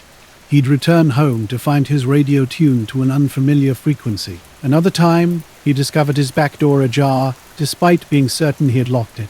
Nothing was ever taken, but the message was clear. His home was no longer entirely his own. The silence of the men who watched him was the most unnerving part. They never confronted him directly, or asked questions. Their presence was a psychological weapon, designed to erode his sense of control. Sherman began doubting his own perceptions. Had he really locked that door? Had that chair been moved? Reality blurred into a landscape of manipulation. Eventually, he withdrew completely from UFO discussions. He stopped attending meetings, answering letters, and even acknowledging the subject to close friends. His silence wasn't about disbelief, but survival. "They want me quiet," he told a correspondent before cutting off contact. And so he became quiet. Over time, their visits grew less frequent. The mysterious car appeared only occasionally, then vanished altogether. Sherman's reputation as a witness faded, his case becoming just another file in researchers' archives. This remained one of the clearest examples of silent intimidation. Unlike other cases with direct confrontations or explicit threats, this was subtler, a slow, calculated erosion of personal security. A car parked outside, objects mysteriously displaced, phone lines that communicated more through their silence than any words. For researchers, it echoed similar surveillance cases, the Robinson family in Maine, the Rankins in New Jersey, where the boundary between government interests and something more unexplained seemed to dissolve. For Sherman, it was simpler. He had seen something unusual in the sky, reported it, and spent years feeling watched. And although his life seemed encased like an exhibit, Sherman's experience defied simple explanation. The aftermath mattered more than the initial sighting. Westmoreland County, Pennsylvania, during October 1973, became a hotspot of extraordinary encounters. The UFO wave swept through hills and valleys, leaving an indelible mark on those who witnessed it. Dozens of reports came flooding in from farmers, police officers, and entire families who saw something inexplicable. Strange disks and luminous spheres glided low over fields. Light beams reached down through tree lines. Some witnesses even described encounters with bizarre figures, moving with an unnatural gait. But beyond the visual spectacle lay something more insidious. The men who arrived afterward. These visitors came with a deliberate, sharp knock that felt rehearsed. They stood behind doors in dark suits, introducing themselves with vague authority. Their questions cut deeper than casual conversation. Families who had seen strange lights, hunters who watched luminous objects drift through trees, and police officers who pursued glowing craft all encountered these mysterious men. The visitors spoke with flat voices and mechanical expressions. They carried no identification, only an unsettling certainty. When they departed, silence was their calling card. Stan Gordon, a young investigator from Greensburg, worked tirelessly to document these events. Sherman's story, like many others, became part of a larger pattern of men in black encounters. The lights would vanish quickly, but the silence remained. The Illinois streets where Sherman once lived are now quiet, indistinguishable from any other Midwestern neighborhood. No trace remains of the dark sedan that once idled at the corner. No record exists of the men who sat inside. Yet for Sherman, the memory never faded. His experience revealed the power of presence without explanation. Silence itself became a weapon. The visits reshaped his life until saying nothing felt safer than speaking. A strange phenomenon was sweeping through Pennsylvania. People were reporting unidentified flying objects with increasing frequency, and documentation was becoming extensive. Stan Gordon was collecting evidence meticulously. His phone continuously rang with new sightings, and he filled notebooks with witness statements. County maps were marked with pins, and landing sites were photographed, showing scorched or flattened grass. Local newspapers published stories of glowing craft seen simultaneously by multiple witnesses. Police dispatchers logged calls about objects moving at impossible speeds, too fast for helicopters and too low for conventional aircraft. Farmers and families shared remarkable encounters. One described a disc hovering over his pasture, sending beams of light through fog and startling cattle. Another family watched a glowing object silently crossing Route 30, illuminating their car's interior. State troopers even joined pursuits, chasing these unidentified objects down winding roads, only to see them shoot skyward and disappear. Soon, after these reports reached the press, something more unsettling emerged. Mysterious visitors. Witnesses began reporting strange encounters. Men in dark suits would appear, asking precise, unnerving questions. They seemed to know details before witnesses shared them. A farmer who witnessed a glowing disc above his barn was visited by two men claiming to be officials, though they never specified their origin. They asked detailed questions about the object's appearance, number of witnesses, and whether photographs were taken. When the farmer hesitated, one man leaned in and said chillingly, "We already know more than you've told anyone." Similar experiences occurred with other witnesses. A family who saw a luminous sphere over a cornfield was warned against speaking to reporters. A retired steelworker who reported lights above a quarry was visited by men claiming to represent the Air Force, intensely focused on whether he had taken photographs. Strangely, when some witnesses later attempted to verify these visits through official channels, they were told no such investigators had been sent. The visitors never showed badges or carried identification, adding to the mystery surrounding these encounters. Nor an air of authority carried intimidation, leaving families fearful and subdued. Witnesses described something eerie about men who arrived. Their behavior stood out as unnatural. Speech came across as robotic, devoid of emotion, almost as if recited from a memorized text. Bodies moved mechanically, faces blank and lifeless. One witness told Gordon how men seemed to be struggling a grasp language in real time. A local police officer who had pursued a glowing object encountered a peculiar follow-up. Days after his chase, a man claiming Air Force affiliation approached him. When asked for credentials, he deflected, instead demanding detailed information about citing, "We don't show papers," he declared. "We ask questions." Unnerved, the officer later verified his encounter. He discovered no record of such a person at the local Air Force base. No official had been sent to interview him. Local families noticed strange inconsistencies. Mysterious visitors displayed a fundamental unfamiliarity with rural life. They mispronounced local place names and asked naive questions about roads everyone knew well. These errors suggested were outsiders, perhaps even who claimed OB. A clear pattern emerged over following weeks. Witnesses who had initially been open grew reticent. Farmers retracted air statements. Families who had described strange lights now refused further questioning. Stan Gordon observed his network changing. Phone calls, however once welcoming, now ended abruptly. Scheduled meetings cancelled without explanation. Some witnesses wouldn't even answer air doors. One woman who reported a glowing object near her property contacted Gordon in distress. Mysterious men had visited, asking invasive questions, just about citing boo her entire life, her family, her children, her daily routines, while no overtly threatening knowledge felt deeply unsettling. "I felt like already knew everything," she said, and Hen fell silent. Another witness who had previously shown Gordon's scorched ground from an alleged UFO landing suddenly changed his story. He claimed mark was from a brush fire, contradicting his earlier detailed account. Gordon believed he had been pressured or modify his narrative. Officially, his record remained conspicuously blank. Project Blue Book, the Air Force's investigative program, offered no substantive explanation. Budgets had dwindled, investigators were few, and the official stance leaned heavily toward closure. The 1969 Condon Report had provided the justification: UFOs posed no threat to national security and warranted no further investigation. Yet sightings continued, particularly in Pennsylvania, where they came in a flood. Witnesses reported encounters with men claiming to be from the Air Force, but something seemed off. The described behavior didn't align with standard OSI procedures. Typically, Air Force Office of Special Investigations agents would show credentials, document interviews, and file detailed reports. In contrast, the visitors in Westmoreland left no trace, no identification, no paperwork, no record.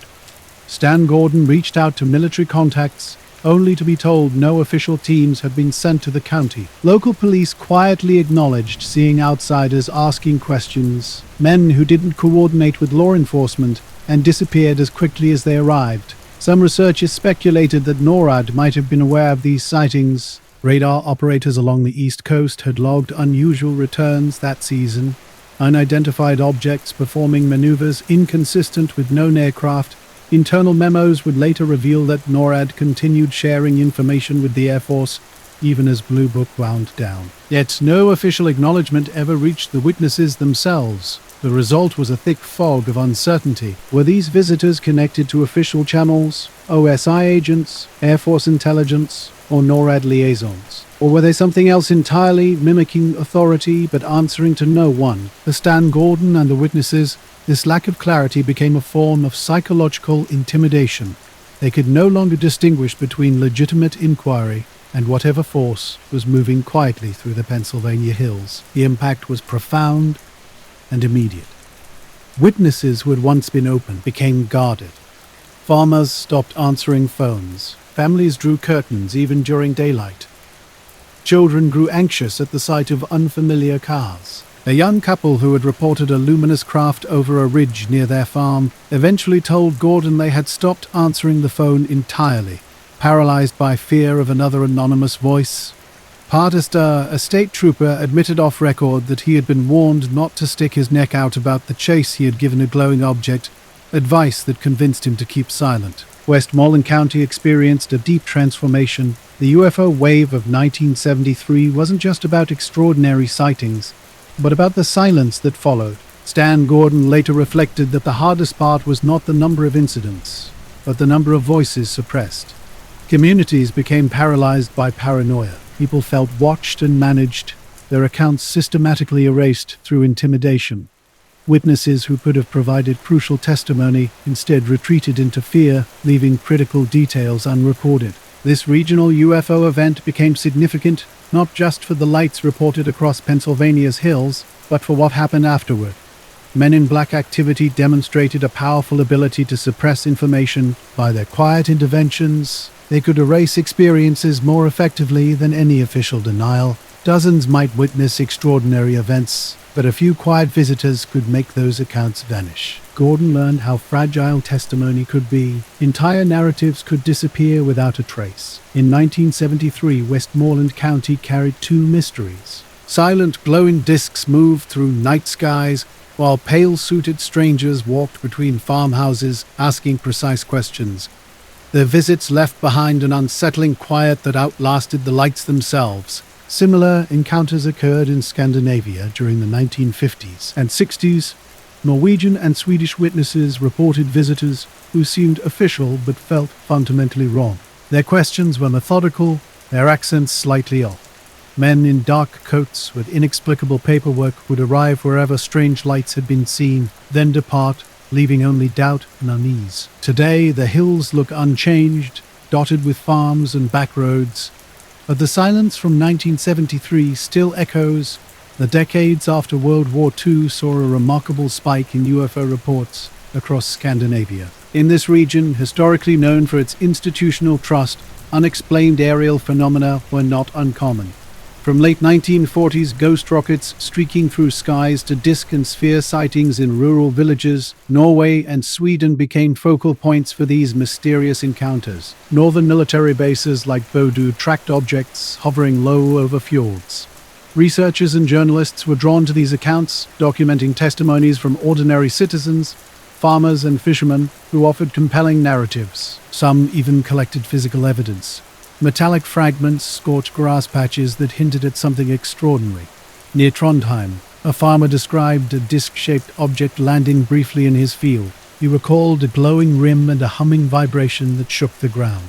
Days later, two men arrived at his home, claiming to be police. Their clothing was dark, their manner abrupt, and their Norwegian speech slightly awkward. When the farmer requested identification, one produced a document with an unfamiliar seal. The paperwork looked suspicious, the agency name misspelled, the typeface uneven. When pressed for details, the men deflected, emphasizing the confidentiality of their work.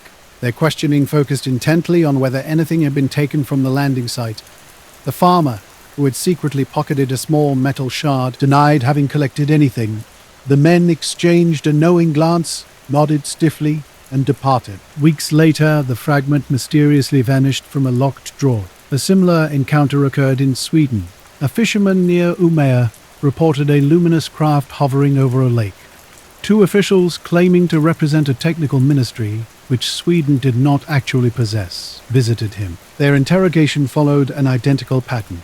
Precise questions about time, distance, and potential evidence. As more reports accumulated, the peculiar nature of these visits became increasingly apparent, revealing a pattern of mysterious interventions that defied straightforward explanation. Two men in long coats and hats approached, their politeness masking an unsettling intensity. The wife noticed something unnatural. Their faces seemed devoid of emotion, almost blank.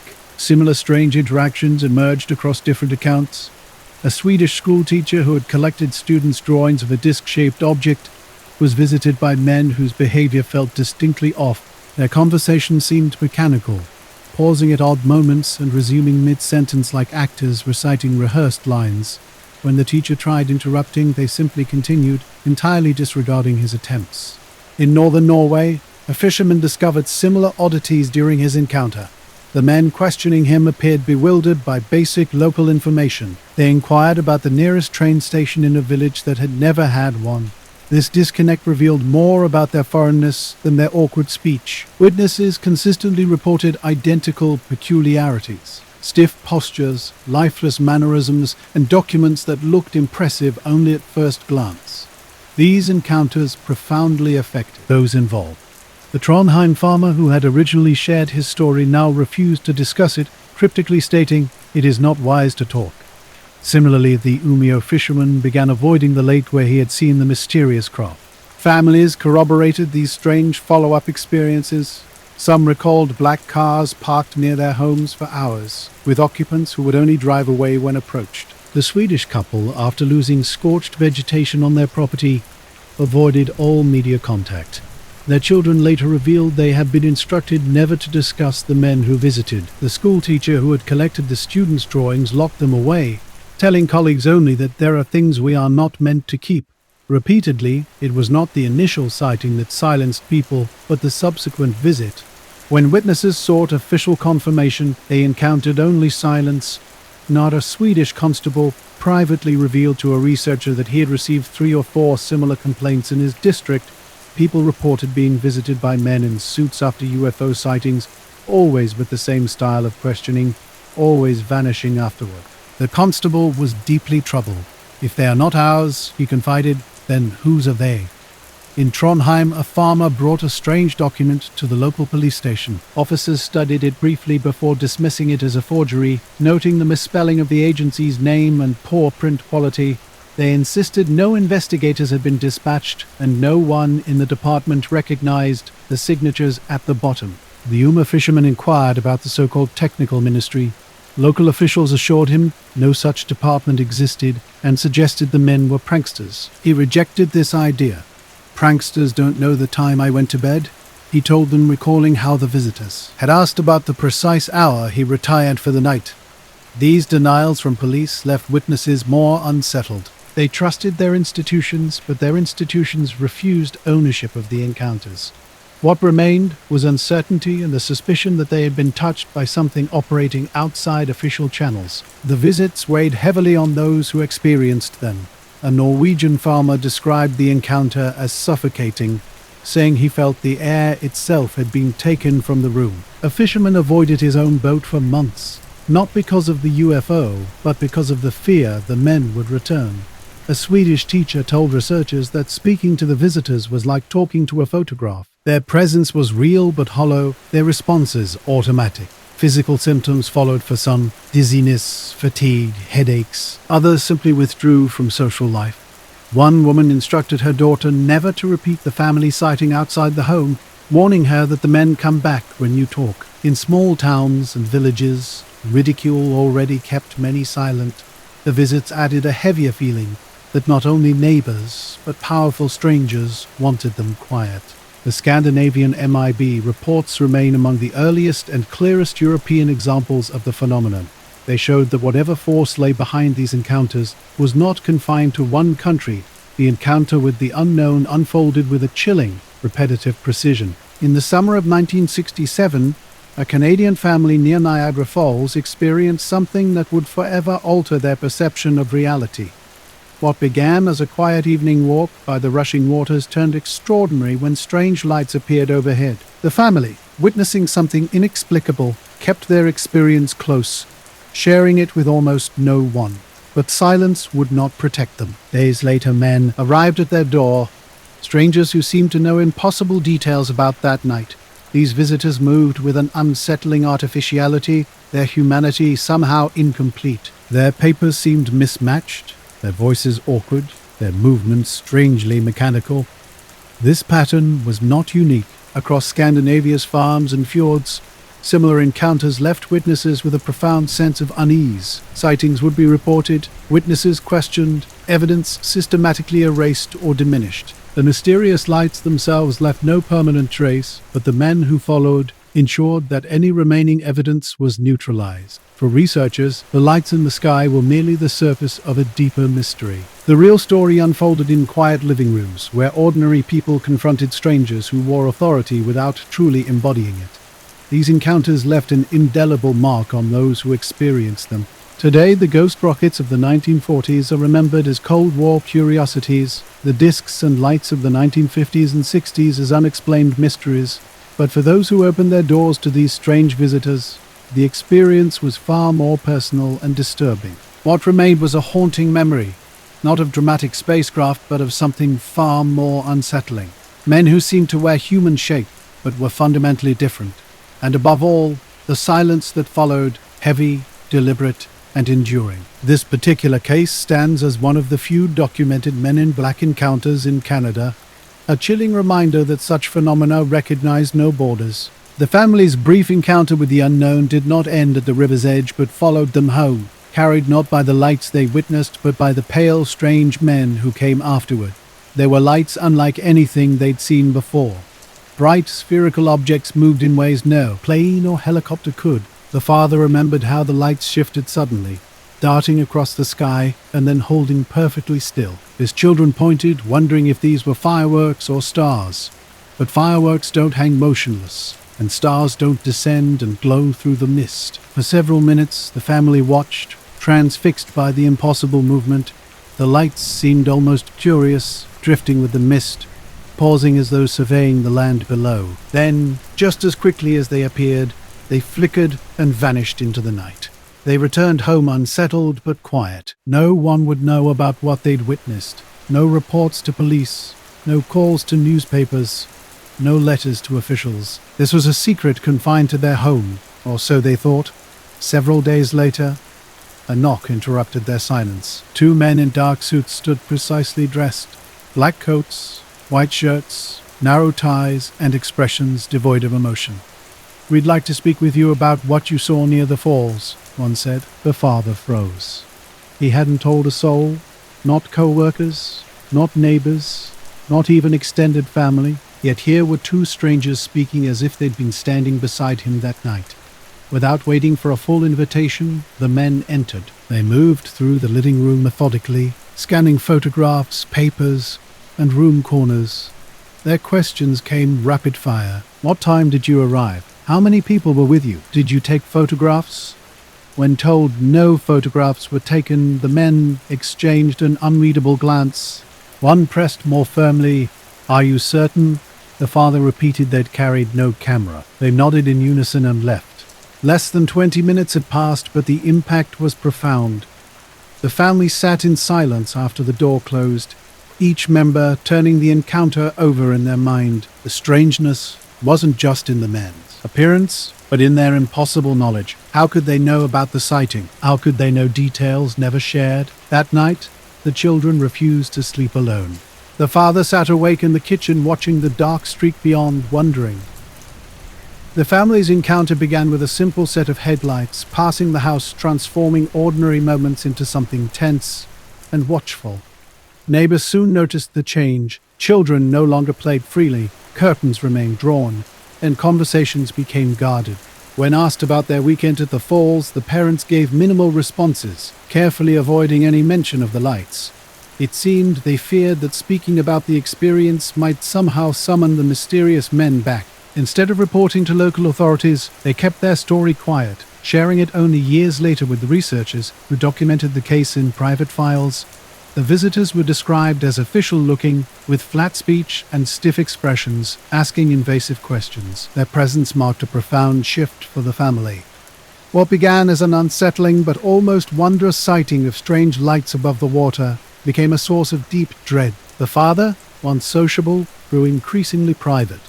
He spoke less at work and dismissed UFO discussions with visible discomfort. The mother became fiercely protective, refusing to let the children wander the neighborhood after dark.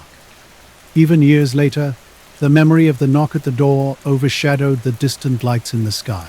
Though the family never filed a formal report, their story eventually reached Canadian researchers. In 1967, Canada was experiencing its own wave of UFO sightings, with reports collected by civilian groups and government agencies like the Royal Canadian Mounted Police and the National Research Council. That year, high-profile cases drew international attention, including a notable incident in October when a glowing object crashed into the waters near Shag Harbour, Nova Scotia. The children, now grown, would later reflect on their unease. It wasn't just what they saw, but what they didn't do. The visitors seemed to be searching for photographs that never existed, as if needing proof that no proof was taken. Their visit left an indelible mark on the family's collective memory. Across the US-Canadian border in the summer of 1967, radar units tracked aerial objects that defied known aircraft capabilities. Their impossible speeds and maneuvers were quietly logged in official documents, with defense officials exchanging internal memoranda about the sightings. The Niagara Falls incident was not an isolated event, but part of a broader wave of unexplained phenomena sweeping through Canada. Multiple witnesses, including local police officers, reported the occurrence, and the Canadian Coast Guard launched a search of the waters. Both Canadian and American authorities, including NORAD, logged the case, yet no official explanation was ever provided. For researchers, the emergence of men in black reports in Ontario during this period was significant. These reports, appearing alongside documented government tracking, suggested witnesses were not only experiencing extraordinary events, but were also being silently warned against discussing them. The incident left a lasting impact on the family involved. Their children grew up with memories of strange lights and a noticeable change in their parents' behavior, becoming more cautious, private, and wary of strangers. The memory of an unexpected knock at the door became inseparable from the lights witnessed over the falls. This case underscored a pattern of encounters that crossed national borders. The details were eerily consistent. Black-suited men with pale faces asking mechanical questions, possessing knowledge no outsider should have. Similar encounters had been reported in Santa Ana, New Jersey, and Maine. Today, millions visit Niagara Falls each year, marveling at the water's spectacular descent. Few know that in 1967, a family stood at its edge and witnessed lights moving across the night sky with impossible speed. Fewer still understand the aftermath, the intimidating visitors who arrived to ensure silence about what had been seen. For that family, the falls were no longer just a natural wonder. They became a stark reminder that what you witness can follow you home, and that silence can be demanded not only by what hovers above, but by those who arrive in its wake. Brazil. Far from the bustling cities, the quiet rivers of Minas held a story that would challenge everything known about ordinary life. One morning in 1962, Jose Antonio da Silva set out before dawn. His small boat carried only fishing nets and a lifetime of routine expectations. This was a day like any other, or so he believed. The river was misty, with only the soft splash of oars and distant bird calls breaking the silence. Da Silva had made this journey countless times, his life a predictable rhythm of casting nets and returning home with enough fish to feed his family. But this morning was different. A strange glow appeared above the tree line, faint at first, then growing brighter. Da Silva initially thought it might be the sunrise reflecting through the fog. The light moved purposefully, descending until it hovered directly over his boat. A metallic, seamless craft hung silently above him. No engine sounds, no air disturbance. Just a brilliant humming light. A beam poured down, engulfing his boat. He felt his body lift, paralyzed and weightless. Later, Da Silva would describe fragmented memories. Strange figures moving unnaturally, unfamiliar instruments, sensations of cold and pressure. These beings seemed to observe him, communicating in sounds he couldn't understand. His last clear memory was a sharp pain in his head, then nothing. When he regained consciousness, the boat rocked gently. The sun was high, his nets untouched, and hours had vanished inexplicably. Returning home, he was visibly shaken. His family noticed immediately his silence, disheveled appearance, the distant look in his eyes. At first he shared only fragments of his experience, speaking quietly to his family. In a small community, such stories spread quickly. Neighbors whispered about strange lights. Journalists from regional newspapers arrived, pressing him for details.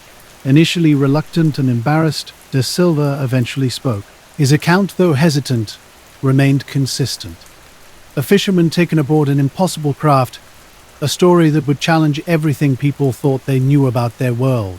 One evening, walking home along a dusty rural road, he encountered two men whose presence defied the landscape. Their appearance was jarring. Tall figures in immaculate dark suits, white shirts, and narrow ties. Their shoes gleamed like they'd just stepped off a city street, not a dirt track. When they spoke Portuguese, the language was correct but mechanical, as if recited from a memorized script. "You must stop speaking of what you saw," one said. Dos Silva froze. Their manner was unnaturally precise, their faces pale and mask-like. They weren't threatening with words, but their very presence felt menacing. Their eyes remained unblinking, their features alien in a way he couldn't quite define. No credentials, no explanations, just a clear directive: do not talk to reporters, do not give interviews, do not repeat the story. When Silva insisted what happened was true, they stepped closer. One leaned in, inches from his face, repeating the command in the same flat tone. Their movements were perfectly synchronized, as if choreographed. The encounter was brief but profound. Their black-suited figures disappeared into the twilight, footsteps oddly muffled against the dirt. That night, Silva told his family about the strange men. His wife remembered his trembling. His children recalled his nervous pacing and constant glances toward the windows. From that moment, Silva changed. Reporters seeking follow-up interviews were turned away. Researchers found his door permanently closed. To his neighbors, he became a different man, silent, guarded, forever altered by that inexplicable encounter. No, De Silva's world changed dramatically after his encounter. What was once an open social life became a landscape of fear and constant vigilance. His family watched as he transformed from a gregarious fisherman to a man consumed by anxiety. Neighbors first noticed subtle shifts. His laughter disappeared from community gatherings. The marketplace no longer saw him lingering and chatting. His children observed his heightened alertness, constantly checking windows, scanning roads before stepping outside, pacing rooms at night. He spoke of strange occurrences to relatives. Unfamiliar cars parked at town edges. Silent men would appear and vanish without explanation. Even local fishermen, who previously knew his story, now avoided mentioning the river. His routine changed dramatically. Night travel ceased. Fishing became less frequent. Conversations became carefully measured, punctuated by nervous silences. The beings who had taken him during the initial craft encounter seemed to have fundamentally altered his existence. Beyond his personal experience, the incident rippled through the inactive community. Parents warned children about strange lights. Neighbors whispered about the event. The presence of mysterious men in dark suits spread a collective unease that extended far beyond Da Silva himself. Researchers saw his case as significant. It wasn't just an isolated American phenomenon. The same type of encounters happening in places like Santa Ana and Maine were now documented in rural Brazil. De Silva's experience bridged extraordinary encounters with systematic intimidation. Years later, Brazil would become central to UFO research, hosting Operation Plate, one of the most comprehensive official investigations in history. De Silva's story became part of a broader narrative about unexplained encounters and their lasting psychological impact. His case remained one of the clearest South American abduction examples, demonstrating how such experiences could fundamentally reshape an individual's and a community's perception of reality. Communities reported strange craft descending with beams of light that caused severe consequences: burns, illness, and even deaths. Decades later, the events would be documented by the Brazilian Air Force through hundreds of testimonies, photographs, and radar readings. These files remained classified until the 1990s and contained subtle indications of efforts to manage witnesses and discourage open discussion. The pattern was familiar to researchers. Whether through military channels or encounters on isolated country roads, the consistent message was silence. In this context, José Antonio Dilva's case took on a deeper significance. His experience foreshadowed a climate of intimidation that would emerge in colas. Dilva's subsequent retreat into private life mirrored the fear that would spread among Amazon witnesses, who later reported not just unexplained lights, but also mysterious men warning them against speaking out. For Dilva, the experience was deeply personal. He never sought publicity again, living out his life in cautious quiet. Neighbors remembered him not for what he claimed to have seen, but for the pervasive fear that seemed to shadow him afterward. Today, the rivers of Minas Gerais flow unchanged, carrying fishermen's nets, and the weight of forgotten stories. Few remember the morning Dilver returned home shaken, claiming he had been lifted into a craft not of this world. Even fewer recall the strangers who arrived afterward, their presence sharp and commanding. The craft had come and gone, but the men had stayed. Their presence lingered in every cautious glance, in every silence that followed. The unspoken question remained: was the intent not to erase the memory, but to ensure it remained buried? On June 9th, 1994, at Lake of the Ozarks in Missouri, Ron Johnson's story took a tragic turn. During a crowded MUFON meeting, he was discussing case files when sudden convulsions overcame him. Colleagues watched in shock as the healthy man in his early 40s, known for his sharp mind and calm demeanor, collapsed at the table. The official cause of death remained elusive. Toxicology tests provided no conclusive answers.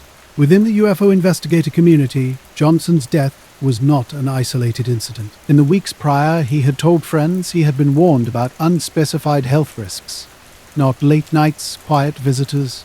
Men who arrived without fanfare, their intent crystal clear. Stop asking questions. Ron Johnson wasn't famous in UFO circles, but within MUFON, he stood respected. Based in Missouri, he managed local investigators and case files as a state section director. His reputation was built on balance, skeptical when evidence faltered, receptive when witness accounts rang true. He had investigated sightings spanning from unexplained aerial lights to encounters involving physical traces. Farmers, teachers, and police officers trusted him because of his calm demeanor. Johnson wasn't interested in sensationalism. He documented meticulously. His thoroughness attracted attention beyond typical investigative circles. Detailed notes, organized files, and precise questions were his hallmarks. Weeks before his death in June 1994, Johnson hinted at encounters with inexplicable forces. At least 2 colleagues heard about his strange interaction with mysterious men. After a regional MUFON meeting, 2 men in dark suits waited near the exit. They knew his name before introductions, steering him into a quiet conversation away from others. Their manner seemed calm, but their questions cut sharper than ever before. They probed specifically about physical evidence MUFON held in Missouri, particularly race samples from a field where a disc had been reported. Their questioning felt rehearsed, each line delivered clinically and impersonally. When Johnson attempted to understand their identity, they deflected. No agency, no badge, no documentation was offered. The encounter turned more unsettling when one man leaned closer, lowering his voice. The message was direct: pursuing certain leads, especially those involving physical traces, would be detrimental to his health. Not Johnson's colleagues recalled his unease following a meeting. He returned to his desk visibly shaken, his usual calm disrupted, shuffling notes into his folder more quickly than normal. His eyes darted around the room. In the following weeks, he shared fragmented stories with trusted peers. Investigators later recounted how Johnson described the men as official without being official, and emphasized their interest in not yet public files. One colleague remembered him saying, "They knew more about my cases than I had told anyone outside MUF." In public, Johnson laughed off the encounter, joking about suits who seemed to know too much, but those close to him recognized his humor as a nervous facade. Privately, he admitted the encounter rattled him more deeply than any previous skeptical challenge. His behavior began to subtly change. During meetings, he still contributed, but with increased caution. Where he once shared details freely, he now spoke in generalized terms. His notes remained closed until his turn to speak, then quickly tucked away once discussion ended. At home, his family noticed new patterns. He drew blinds earlier in the evening and meticulously checked the street before opening doors. His wife acknowledged she didn't fully understand what troubled him, only that he seemed more guarded and watchful. A close friend simply observed that Ron looked like a man suddenly aware someone was monitoring his work. On the day of his death, Johnson attended a routine MUF gathering, not presenting a major paper or unveiling a discovery, but doing what he always did, contributing quietly, listening carefully, managing files. At some point during the meeting, he sipped from his glass. Minutes later, he convulsed. Witnesses described his collapse as sudden and violent. Medical help was immediately summoned, but proved futile. For MUF members present, the shock was instantaneous. Johnson had no known serious health issues. His death, Sudden and public, felt incongruous, almost staged in its timing. The glass on the table became a silent point of speculation. Authorities moved quickly. Toxicology tests were conducted but produced no conclusive results. No trace of poison, no clear medical explanation for the collapse. The final report labeled it a sudden unexplained death. Police did not treat the incident as suspicious. To them, it was an unfortunate tragedy, nothing more. Non Johnson died. The impact on MUFON was immediate and profound. He had been well liked and widely respected, and his death created both grief and unease among his colleagues. Some members insisted it was a tragic medical event, a mere coincidence.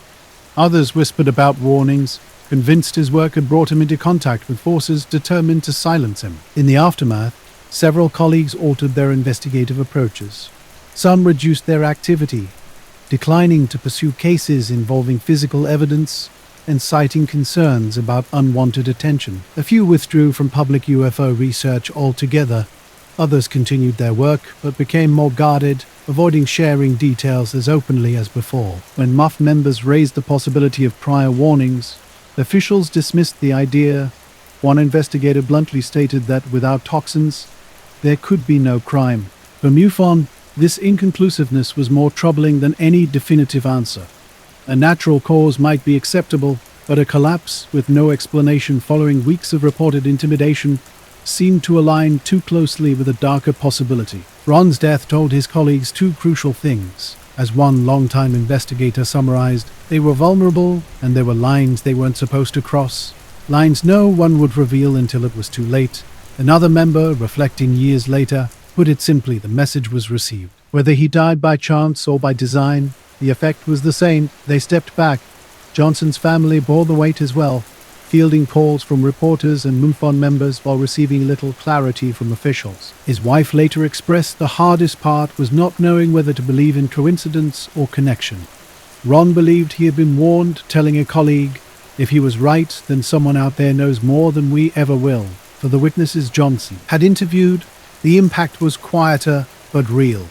Some wondered if their cases had drawn attention, leading to his intimidation. Others hesitated to share details with MUFON, fearing their testimony could carry unintended consequences. Over the years, Johnson's death became part of MUFON's internal history, spoken of carefully without sensationalism, but never forgotten. He was remembered not only for his investigations, but for the warnings he carried into his final weeks. His files remained, but they were read differently. Every case he had touched was now seen through the lens of his caution. Ron Johnson's story resonated deeply within the UFO research community, revealing the potential risks faced by investigators. The information in those folders might have carried more weight than anyone initially realized. His experience suggested that the line between documenting sensitive information and endangering oneself was far more delicate than most assumed. Colleagues remember Johnson as a complex figure. They recall a man who once joked about mysterious suits with insider knowledge, but who later became increasingly guarded.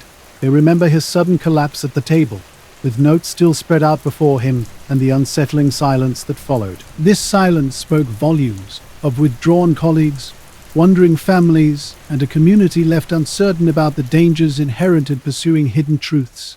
Johnson's legacy transcended the cases he studied. It became a stark reminder that in UFO research the real significance often lay not in the unexplained phenomena, but in the individuals who investigated them, those whose warnings carried an unspoken finality that no document could fully capture. This narrative connects to Dr. Gosis, Herbert Hopkins, a physician and part-time hypnotist working on the David Stevens abduction case. On a quiet September evening in 1976, with his family away, Hopkins was reviewing his notes when he received an unusual phone call. The caller, calm and measured, claimed to represent a UFO research group and asked to visit to discuss the Stevens investigation.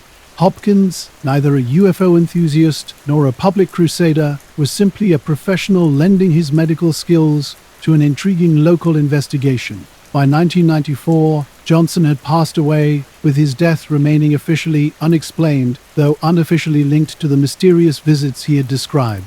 His story and Hopkins' experience highlighted a broader truth. In the world of UFO research, the boundaries between investigation and personal risk were frighteningly thin. The men who pursued these investigations often found themselves walking a razor's edge between curiosity and potential danger. Not Comfings opened the door to find a figure that seemed more apparition than man. The caller had arrived seconds after their phone conversation, far too quickly for anyone to have traveled across town. It was as if he had been waiting outside. The visitor wore a neatly pressed black suit with a white shirt and black tie. His appearance was deeply unsettling. His skin was unnaturally pale, almost waxy, and completely bald. No eyebrows, no eyelashes. His lips looked crudely painted, giving an artificial, eerie effect. Despite his shock, Hopkins invited the stranger inside.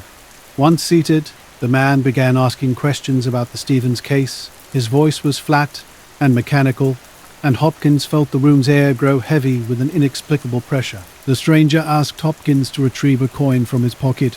Confused, Hopkins pulled out a copper penny and followed the man's instructions to place it in his palm and focus. As Hopkins stared, something extraordinary happened.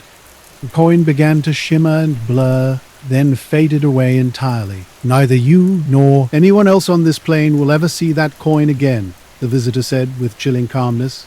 For Hopkins, a man of science trained to observe and explain, this moment shattered his rational understanding of the world. The stranger continued, revealing intimate details about the Stevens abduction case that Hopkins had never shared publicly.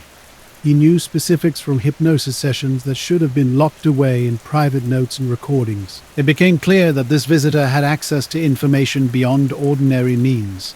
As the conversation progressed, Hopkins observed the man weakening. His words slowed, his breathing became shallow, and he moved awkwardly in the chair, struggling to stay upright. At one point, he pulled out a small metallic device that resembled a lipstick case, pressing it to his lips. He seemed to use it for breathing or speaking, creating an impression that he was not entirely human or functioning normally within Hopkins' understanding of the world. Before the visitor left, he gave Hopkins direct instructions to destroy all evidence of his work on the Stevens case, the notes, the tapes, everything. If Hopkins didn't comply, consequences would follow. Delivered with clinical certainty, the words were not shouted or emotional, which made them even more terrifying. Shaken, Hopkins agreed. The visitor then rose unsteadily and asked Hopkins to escort him to the door. As Hopkins watched him move toward the road, he noticed the awkwardness of his steps, almost robotic. In the distance, a bluish light flickered, and Hopkins assumed the man was collected by some vehicle or perhaps something else entirely. Left deeply unsettled, Hopkins soon destroyed his research material. Fear had overtaken curiosity. He erased the hypnosis tapes and burned his notes, effectively abandoning his work on the Stevens abduction. In later interviews, Hopkins described the visitor's face as mask-like, with features that didn't seem to belong on living skin.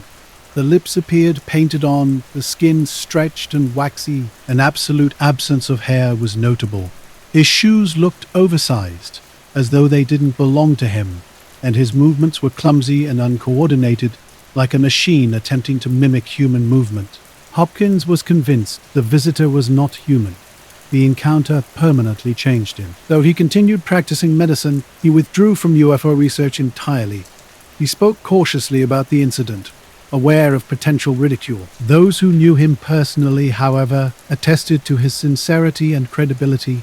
He was not a man who invented tales. What had happened that night had clearly disturbed him in a way no hoax or trick could explain. For researchers of the Men in Black phenomenon, the Hopkins case became pivotal. It contained many hallmarks found in other reports. The sudden phone call, the impossibly rapid arrival, the artificial appearance, the threat to abandon UFO research, and the demonstration of strange abilities. The vanishing coin in particular became one of the most famous details, illustrating how these figures seemed to manipulate matter, or at least perception, in ways beyond explanation. Skeptics attempted to explain the incident, suggesting Hopkins had been the victim of an elaborate prank, perhaps performed by a skilled illusionist or hoaxer with access to his information. Hopkins' encounter with the strange visitor remained etched in his memory, a story he maintained until his death, despite potential personal cost. Unlike fabricated tales, his account held a disturbing consistency with numerous other Men in Black reports spanning decades. The small town of Jerton, Arkansas, epitomized rural America in the mid-1970s. Its rhythm was predictable. Church gatherings, football games, and freight trains cutting through the countryside. But in the fall of 1975, something extraordinary disrupted this tranquil landscape. That evening, locals witnessed a series of bright, darting lights over the woods and railroad tracks. These weren't distant celestial objects, but close, silent, and eerily maneuverable. Witnesses described glowing spheres and elongated ovals with bluish halos, moving in coordinated patterns at speeds impossible for conventional aircraft. The Hopkins case, similar to Albert Bender's experiences in the 1950s, became a landmark in the Men in Black mystery. Witnesses consistently described officials who appeared human but seemed fundamentally wrong, more like constructed entities designed to enforce secrecy than actual government agents. Hopkins captured the essence of his encounter in a haunting statement. "I was like talking to a machine. Not a man, but a machine disguised as a man." This chilling description underscores why the incident endures, not just for its strangeness, but for Hopkins' credibility. Some attempted to explain the experience as a hallucination, but such theories failed to address the testimony's consistency and broader contextual similarities. What made Hopkins' account compelling was his lack of motivation to fabricate it. He stood to lose everything: his professional reputation, credibility, and peace of mind, yet he persisted, quietly but firmly maintaining the reality of what he'd experienced. His story serves as a stark reminder that those investigating UFO mysteries often encounter forces determined to keep the truth hidden. 9. In the famous Girden Light area, local folklore had long spoken of ghostly encounters. But one night changed everything. A witness watched in awe as two glowing objects hovered silently above the trees. One of these objects split into two smaller lights, and then all three suddenly shot upward and vanished in an instant. Word of the sighting spread quickly. The witness first told his supervisor, then shared the story with others in town. Soon, half a dozen people were discussing the strange phenomenon. Families whispered about it in diners and on front porches. Local teenagers, hungry for excitement, began exploring the woods, hoping to witness something extraordinary. A week later, the incident took an unexpected turn. Late one evening, the witness received an unusual visit. Two men dressed in dark suits knocked on his door, a rare occurrence in a small rural community. These visitors were eerily similar, pale, expressionless, and moving with an unnatural stiffness. They introduced themselves vaguely as government investigators looking into aerial activity. Once inside, their questioning became intense. They weren't just interested in what he had seen, but who else he might have told. Their tone was calm, yet carried a clear underlying threat. "It would be best if you didn't continue talking about the lights. Once there could be consequences." The witness found their behavior deeply unsettling. One man rarely blinked, and when he did, it seemed mechanical, like someone awkwardly mimicking human behavior. Their speech was formal but strange, as if they were reciting rehearsed lines. After their brief, uncomfortable conversation, the men rose simultaneously, thanked him, and left in a dark car parked on the roadside. They were never seen again.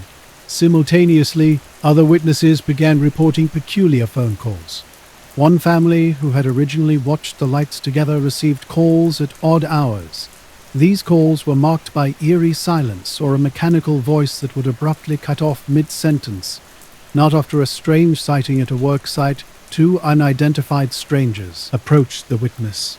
When questioned, they simply turned and walked away without explanation. The town was deeply unsettled by how precisely these visitors seemed to know who had witnessed the unusual lights. People who had only quietly shared their experiences with close friends or colleagues were being singled out. It felt like someone was systematically tracking down witnesses. This pattern closely resembled well-documented UFO encounters across the country. The classic Men in Black scenario involved mysterious figures appearing after a sighting, subtly warning witnesses to remain silent. At the time, most residents of Girden had never heard of such encounters, yet their descriptions were strikingly consistent. Pale men in suits, speaking in unnatural tones, arriving in unmarked dark vehicles. These details matched accounts from other states and even other countries. In the following weeks, light sightings decreased, but an underlying tension remained. Some residents felt constantly surveilled, especially near the railroad tracks at night. Teenagers who had searched for the lights reported being followed home by a dark car with its headlights extinguished, never getting close enough to identify the driver. Researchers investigating later found locals reluctant to speak. Many have been intimidated into silence, uncertain whether their visitors were official agents or something more enigmatic. Witnesses described their visitors in ways that defied logical explanation. Their voices were flat, expressions blank, their presence more oppressive than overtly threatening, as if enforcing silence on behalf of unknown forces. The Gurdon case never reached national attention, remaining a quiet story shared among UFO researchers and whispered about for decades. For those who experienced it, the memory remained vivid. One witness years later told an investigator that the lights themselves weren't frightening. They might have been from the Air Force or something unexplained, but the men, they weren't right. The way they knew things they shouldn't know made it clear that silence was the safest response. Like many Men in Black incidents, the Gurdon case offered no physical evidence, no photographs, no official documentation. Its significance lay in the pattern it revealed. No witnesses who saw something extraordinary in the sky quickly found themselves targeted. Strange figures would arrive, seemingly intent on burying the story. The accounts, consistent across decades and continents, carry a weight that goes beyond simple small-town rumors. Jerome Clark, a respected UFO researcher, meticulously documented these encounters. Through extensive correspondence and interviews, he uncovered a disturbing pattern. People who reported UFO sightings often experienced unsettling follow-up visits from mysterious individuals. The Men in Black presented an enigma. Were they government agents? If so, why the elaborate charade? Their unnatural mannerisms, strange speech, and menacing telephone silences suggested something more sinister. If not government operatives, then what were they? Perhaps beings with a vested interest in keeping humanity ignorant of what truly flies in its skies. Take the case of a Minnesota couple in the early 1970s. They witnessed a glowing disc landing in their field.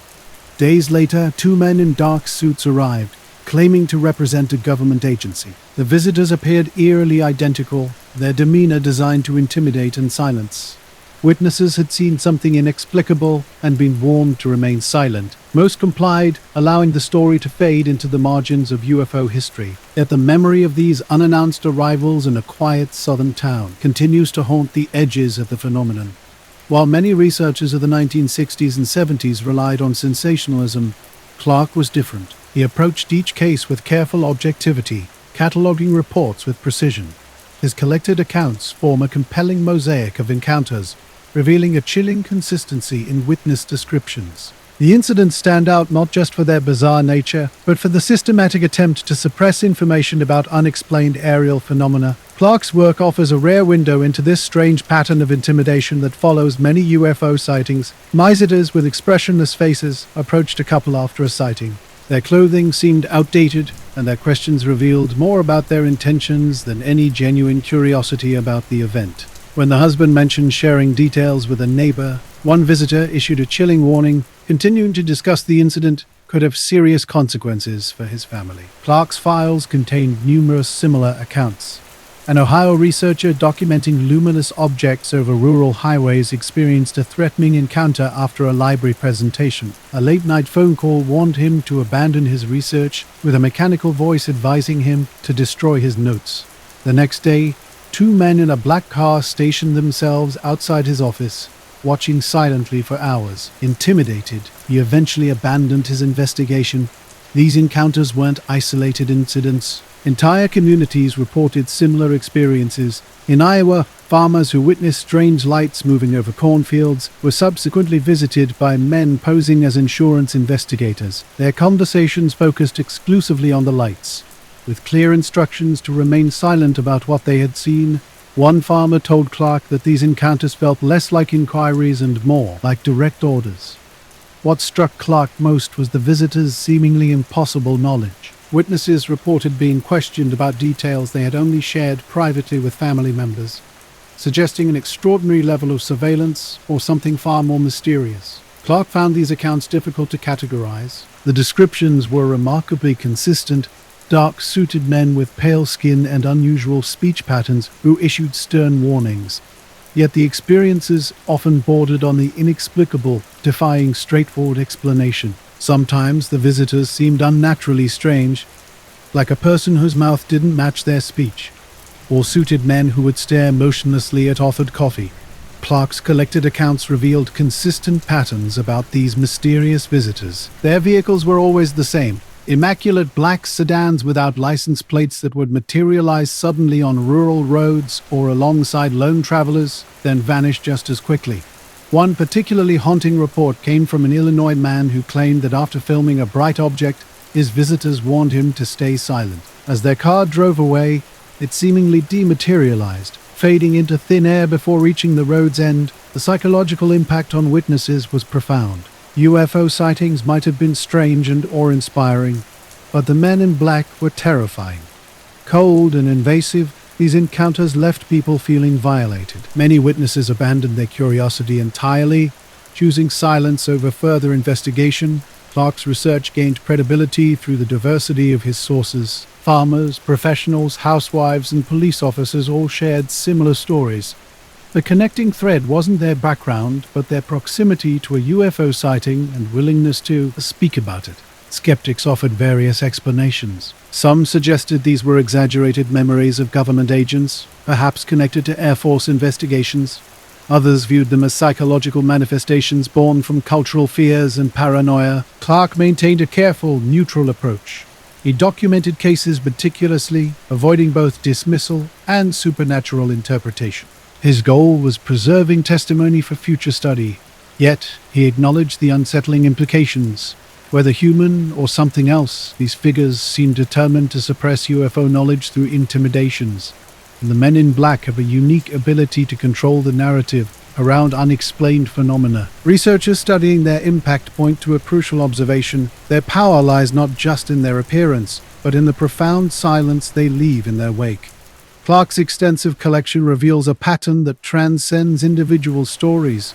Witnesses suddenly fall quiet. Research comes to a halt. Evidence vanishes without explanation. These figures are less active enforcers and more living embodiments of secrecy. The tapestry of encounters stretches across time and geography. From Bender's experiences in the early 1950s to Hopkins' terrifying night in Maine, the stories share a common thread. Wherever UFOs appear, the men in black are not far behind. Their purpose seems clear: to ensure the mystery remains just that, a mystery. Albert K. Bender's story exemplifies this pattern. In 1952, he founded the International Flying Saucer Bureau, IFFB, one of the first civilian UFO organizations in the United States. His goal was straightforward: connect enthusiasts and investigators worldwide in the search for answers about flying saucers. The organization quickly gained international attention, publishing a newsletter that boldly explored sightings and theories. Then everything changed. Bender claimed 3 strange men in dark suits visited him unannounced. They possessed glowing hypnotic eyes and communicated telepathically, delivering a message that was more command than request. These visitors didn't just use words to intimidate. They seemed to transmit a sense of futility directly into Bender's thoughts. The result was immediate and dramatic. He disbanded the IFSB almost overnight, ceased publishing, and completely withdrew from public view. Whether human, alien, or something in between, the men in black continue to fascinate researchers. Clark's work remains a cornerstone for those seeking to understand these enigmatic figures who appear to exist solely to maintain the unexplained shroud of mystery. In the years following Bender's cryptic account, similar experiences began to surface across the country. Investigators and UFO chroniclers like Jerome Clark and John Keel noted a recurring pattern: witnesses describing encounters with 3 men that eerily mirrored Bender's original story. A case from West Virginia in the late 1950s exemplified this trend. A UFO witness reported 3 men in black suits arriving at his home in the dead of night. Their movements were stiff, their voices mechanical, and they radiated an oppressive presence. Dark, shining eyes instilled a sense of terror as they warned him against sharing his experience. Another incident emerged from California in the early 1960s. A woman and her children had witnessed a saucer-shaped craft near their neighborhood. Shortly after, 3 men in dark clothing arrived in a black car with no license plates. They knocked with unnatural precision and requested to enter her home. Inside her living room, the men sat motionless, Their questioning focused not on the craft's details, but on her emotional state and potential conversations since the sighting. Witnesses consistently described these visitors as utterly alien, with halting speech and expressionless faces. Some noted they seemed to glide rather than walk. These compiled reports suggested Bender's story was far from an isolated fantasy. The three men appeared whenever someone approached a truth that needed concealing. Their presence raised persistent questions about what exactly needed to remain hidden. In 1962, Bender himself published a book titled Flying Saucers and the Three Men, providing a more elaborate account of his mysterious encounter. His peers remained confused. The group he had built seemed on the verge of expansion, yet he abruptly closed its doors, offering only cryptic hints that he knew something profound but could not reveal it. The mystery deepened. Each account echoed similar themes: unexplained visitors, cryptic warnings, and a sense of being silenced by forces beyond ordinary comprehension. Entities lived beneath the ocean, operating from a base on Earth. Their purpose was to harvest resources and observe humanity. Bender's book, written in his distinctive style, was met with significant skepticism, even among UFO researchers. Some viewed the account as too fantastical, more fiction than fact.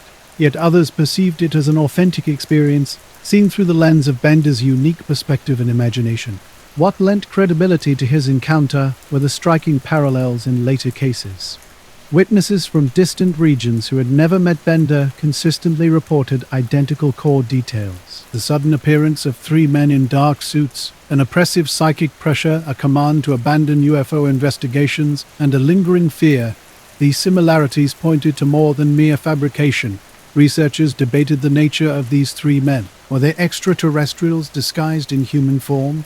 Psychological projections born of fear and suggestion? Or perhaps a shadowy branch of human intelligence operating so strangely that they seemed less than human? John Keel, author of the Mothman Prophecies, proposed they might represent ultra-terrestrial beings, not from another planet, but from another layer of reality. These entities could manifest in forms designed to manipulate human perception. Keel saw Bender's account as a foundational example of their method, not through physical violence, but through psychological control and enforced silence. For Bender, the effect was permanent. After the encounter, he lived quietly, distanced from the UFO community. When occasionally pressed, he would only hint that he knew more than he could reveal, suggesting that silence was both necessary and wise. He appeared burdened, not relieved, by the knowledge he had gained. Follow-up accounts revealed a consistent pattern. Those visited by similar figures described an overwhelming urge to withdraw, to remain silent, to erase what they had witnessed. It wasn't mere intimidation, it was as though their very will to pursue answers had been systematically drained. Looking back, the Bender Three Men episode represents a significant turning point in UFO history. It was among the first instances where the Men in Black transitioned from rumor to central mythology, attempting not just to silence individuals, but to shape the entire culture of UFO research. By targeting the founder of the first organized UFO investigative group, they made a powerful statement.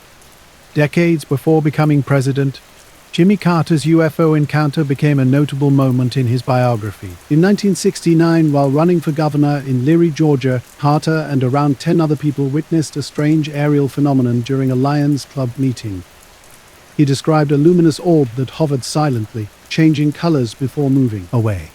Carter was clear about what he saw: not a conventional aircraft, weather balloon, or astronomical object. Years later, in 1973, he filed a formal report with the International UFO Bureau, openly discussing the experience with the reporters. He took care to explain that while the object was unidentified, he didn't believe it was extraterrestrial. Instead, Carter suggested it was likely an unknown natural phenomenon. His candor was unusual for a politician in an era when UFO sightings were typically dismissed or ridiculed. This openness both endeared him to some and raised skepticism among others. Few public figures would speak so frankly about such an encounter. This sighting became more than a curious footnote. It reportedly drew the attention of the mysterious Men in Black and added another layer of intrigue to Carter's later attempts at disclosure. The phenomenon of unexplained encounters wasn't new. Previous investigations into UFO sightings had shown that those seeking to bring order to the chaos of reporting often faced significant disruption. The case of Albert Bender illustrated this perfectly. Bender's sudden withdrawal from UFO research raised suspicions even among skeptics. His publication had momentum, but then came an abrupt silence. His subsequent book read more like a coded confession than a clear account. What could explain Bender's dramatic retreat, if not a genuine encounter? Today, the Bender case remains a cornerstone of Men in Black lore. These mysterious figures did more than silence Bender, they cast a shadow over future investigators, ensuring that silence became the standard response to extraordinary experiences. 1976 presidential campaign, Carter boldly pledged to reveal all government UFO information, framing his promise as a matter of transparency and citizens' right to know. However, this commitment mysteriously vanished once he became president. Carter's interest in UFOs stemmed from his own reported sighting, which drew significant attention and seemingly triggered a series of unusual encounters. Multiple individuals close to Carter during his gubernatorial and early presidential campaigns later described being approached by strange, official-looking men who discouraged further discussion about UFOs. These encounters closely mirrored the Men in Black stories reported by citizens nationwide. Typically, these figures wore dark suits, drove unmarked cars, and spoke in unnaturally measured tones. They claimed to be federal agents, but never produced actual credentials. One particularly notable account involved a Carter campaign volunteer who had enthusiastically discussed the governor's UFO interest. Within days, 2 men in black suits visited his home, identifying themselves only as government representatives. They carefully questioned what the volunteer knew about Carter's statements and subtly warned against public disclosure. Another incident involved a Carter staffer in Georgia who privately encouraged more openness about UFOs. Shortly after, the staffer reported being followed by a dark, tinted-window sedan. When he attempted to confront the vehicle by pulling over, it simply disappeared down a side road, leaving him unsettled. While Carter never publicly confirmed being personally visited by these mysterious figures, researchers claimed that individuals within his inner circle hinted at such encounters. One researcher recounted a story from a former aide, suggesting that Carter had been warned by official-looking men to avoid pursuing the UFO subject during his presidency. These interactions seemed to have a chilling effect. The warnings appeared calculated to discourage Carter from further exploring or discussing UFO-related information, potentially explaining why his initial promises of full disclosure ultimately faded into silence. Now, when Jimmy Carter first spoke openly about UFOs, he never expected the subsequent shift in his communication. Reporters pressed him about potential national security risks involved in releasing such info from his earlier transparency. Some interpreted this reversal as evidence of pressure from shadowy intelligence figures, whose methods echoed classic conspiracy narratives. Whether through silent threats, classified briefings, or strange official visits, the outcome remained consistent. Carter stopped discussing the topic. Skeptics offer a different perspective. They suggest Carter's silence stemmed from understanding the complex intersections between UFO questions and sensitive military technologies like spy satellites. From their view, his retreat was a practical political maneuver rather than a result of intimidation. However, believers draw parallels with countless witness experiences. How many citizens had reported being silenced after UFO sightings by mysterious men in suits? Carter's case was particularly compelling because it involved a future president, not just an ordinary individual. Researchers like Timothy Green Beckley and Jerome Clark documented these alleged encounters, noting consistent details: pale men in ill-fitting suits, unmarked black cars, mechanical voices, and stern warnings to drop the subject. While Carter never directly confirmed these reports, their remarkable similarity suggested his openness had indeed attracted attention. In later years, Carter maintained his original stance. He acknowledged seeing something unidentified but not necessarily extraterrestrial. When questioned about why he never pursued UFO disclosure during his presidency, he consistently cited national security considerations and swiftly changed the posed subject. For close observers, his silence spoke volumes. If the Men in Black were real, and their mission was suppressing UFO knowledge, Carter represented a significant challenge. A high-profile figure with a personal UFO experience and initial willingness to discuss it openly. The UFO encounter's legacy, particularly through Jimmy Carter's experience, reveals the complex intersection of mystery and political power. Carter, a president built on a reputation for transparency, fell silent after encounters with enigmatic figures, whether interpreted as intelligence operatives, psychological archetypes, or non-human entities. For believers in the Men in Black, this story confirms their far-reaching influence. These shadowy figures don't merely target isolated witnesses like farmers or truck drivers. Instead, they penetrate the highest levels of government, ensuring that even top leaders conform to their agenda. Skeptics view the narrative differently, seeing it as a testament to how secrecy and politics are deeply intertwined. The incident demonstrates how even the most honest leaders eventually learn the boundaries of what can be disclosed. Timothy Green Beckley, known as the UFO Hunter and Mr. UFO of New York, dedicated his career to documenting these extraordinary accounts. His research spanned abduction claims and paranormal encounters, but consistently returned to one unsettling theme: the Men in Black. Beckley's work was no mere compilation of second-hand stories. Through years of rigorous investigation, he personally interviewed witnesses confronted by these mysterious visitors. His collected cases painted a broader picture, not of isolated incidents, but of a systematic campaign of intimidation and surveillance stretching across rural and urban landscapes. A particularly compelling case from New Jersey in the early 1970s involved a family reporting strange nocturnal lights in their backyard. Small, glowing orbs darted among the trees, challenging conventional understanding and hinting at something beyond ordinary explanation. The encounter stands as one of those rare moments where the mysteries of the skies intersect with human experience, leaving behind a trail of unanswered questions and profound silence. The UFO encounters documented by Beckley often followed a chilling pattern. Families would report strange aerial activity, with unexplained craft hovering near their homes. When they sought to share their experiences, the consequences were swift and unsettling. In one case, after repeated nighttime sightings, the family contacted a local newspaper. The story never made print. Instead, two men in dark suits arrived at their door, banging forcefully and demanding entry. These officials investigating aerial phenomena behaved far from professionally. They moved through the house uninvited, searching through closets and cupboards, as if hunting for something specific. When confronted, one of the men turned abruptly and delivered a stark warning: "You will forget what you saw. Do not speak of it again." The words left the family terrified and silenced. Years later, they would still only whisper their account to Beckley, fear etched in their voices. Another incident unfolded in New York City. A group of teenagers witnessed a disc-shaped craft hovering over a vacant lot one summer night. The next day, two men in black suits appeared at one boy's home. Claiming to be government agents, they provided no identification. Instead, they told the boy's mother the children must have been mistaken and warned against spreading such stories.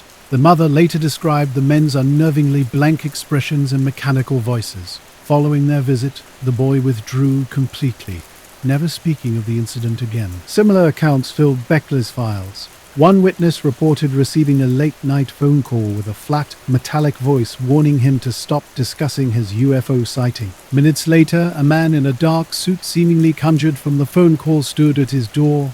Beckley's unique contribution was his ability to connect these individual experiences. He recognized a consistent pattern: an initial sighting followed by intimidation, silencing, and psychological manipulation. The Men in Black weren't just trying to suppress information, they were systematically erasing witnesses' experiences, leaving behind only fragments of fear and uncertainty. The phenomenon of Men in Black had long intrigued UFO researcher Jim Beckley, who collected extensive accounts from witnesses reporting strange encounters. These witnesses shared remarkably consistent stories about psychological intimidation, despite having no connection to one another.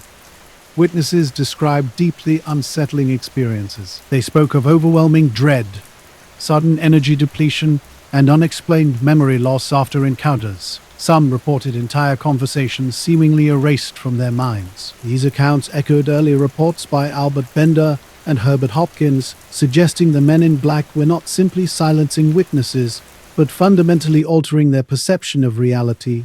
Beckley himself was not exempt from this phenomenon. He claimed to have been watched after publishing articles and speaking at conferences. One night in the 1980s, he witnessed a dark sedan parked outside his New York apartment, its headlights off and driver barely visible. When he attempted to approach the vehicle, it silently disappeared down the street without illuminating its lights. While he could not definitively prove direct targeting, Beckley believed his work had attracted their attention. Skeptics challenged his credibility, arguing that his willingness to publish fringe accounts blurred the lines between UFO research and paranormal investigation. Despite these criticisms, even his detractors acknowledged the value of his documented testimonies. His compilation UFO Silences became a landmark collection, preserving decades of Men in Black encounters. Beckley presented these figures not as simple mysterious visitors, but as systematic silencers operating across different times and locations. He never claimed to understand their true nature, whether government operatives, extraterrestrial agents, or something more enigmatic. In interviews, Beckley sometimes suggested these entities might be psychic rather than physical beings. He noted their behavior seemed performative, as if awkwardly mimicking human interactions. Their outdated clothing and imperfect mannerisms further supported this unconventional interpretation. Without Beckley's documentation, many of these extraordinary stories would have remained hidden, lost to fear and intimidation. Not Timothy Green Beckley dedicated his life to documenting a phenomenon that haunted the edges of UFO research: the Men in Black. These enigmatic figures left psychological scars on witnesses, often silencing or traumatizing those who encountered them. Beckley's encounters revealed a disturbing pattern. Witnesses spoke of strange visitors with stilted speech and surreal appearances. Some wondered if these figures were projections or manifestations of a larger unknown intelligence designed to instill fear. What remained constant was the genuine terror experienced by those who encountered them. The impact was profound. Some witnesses abandoned their interest in UFOs. Others became so shaken that they avoided public spaces for weeks or months. By the time of his death in 2021, Beckley had amassed one of the largest personal archives of Men in Black reports. His true legacy was not about providing definitive answers, but about giving voice to those who might otherwise have remained unheard. He created space for ordinary people to share extraordinary experiences, ensuring the Men in Black remained part of the ongoing conversation about UFO encounters.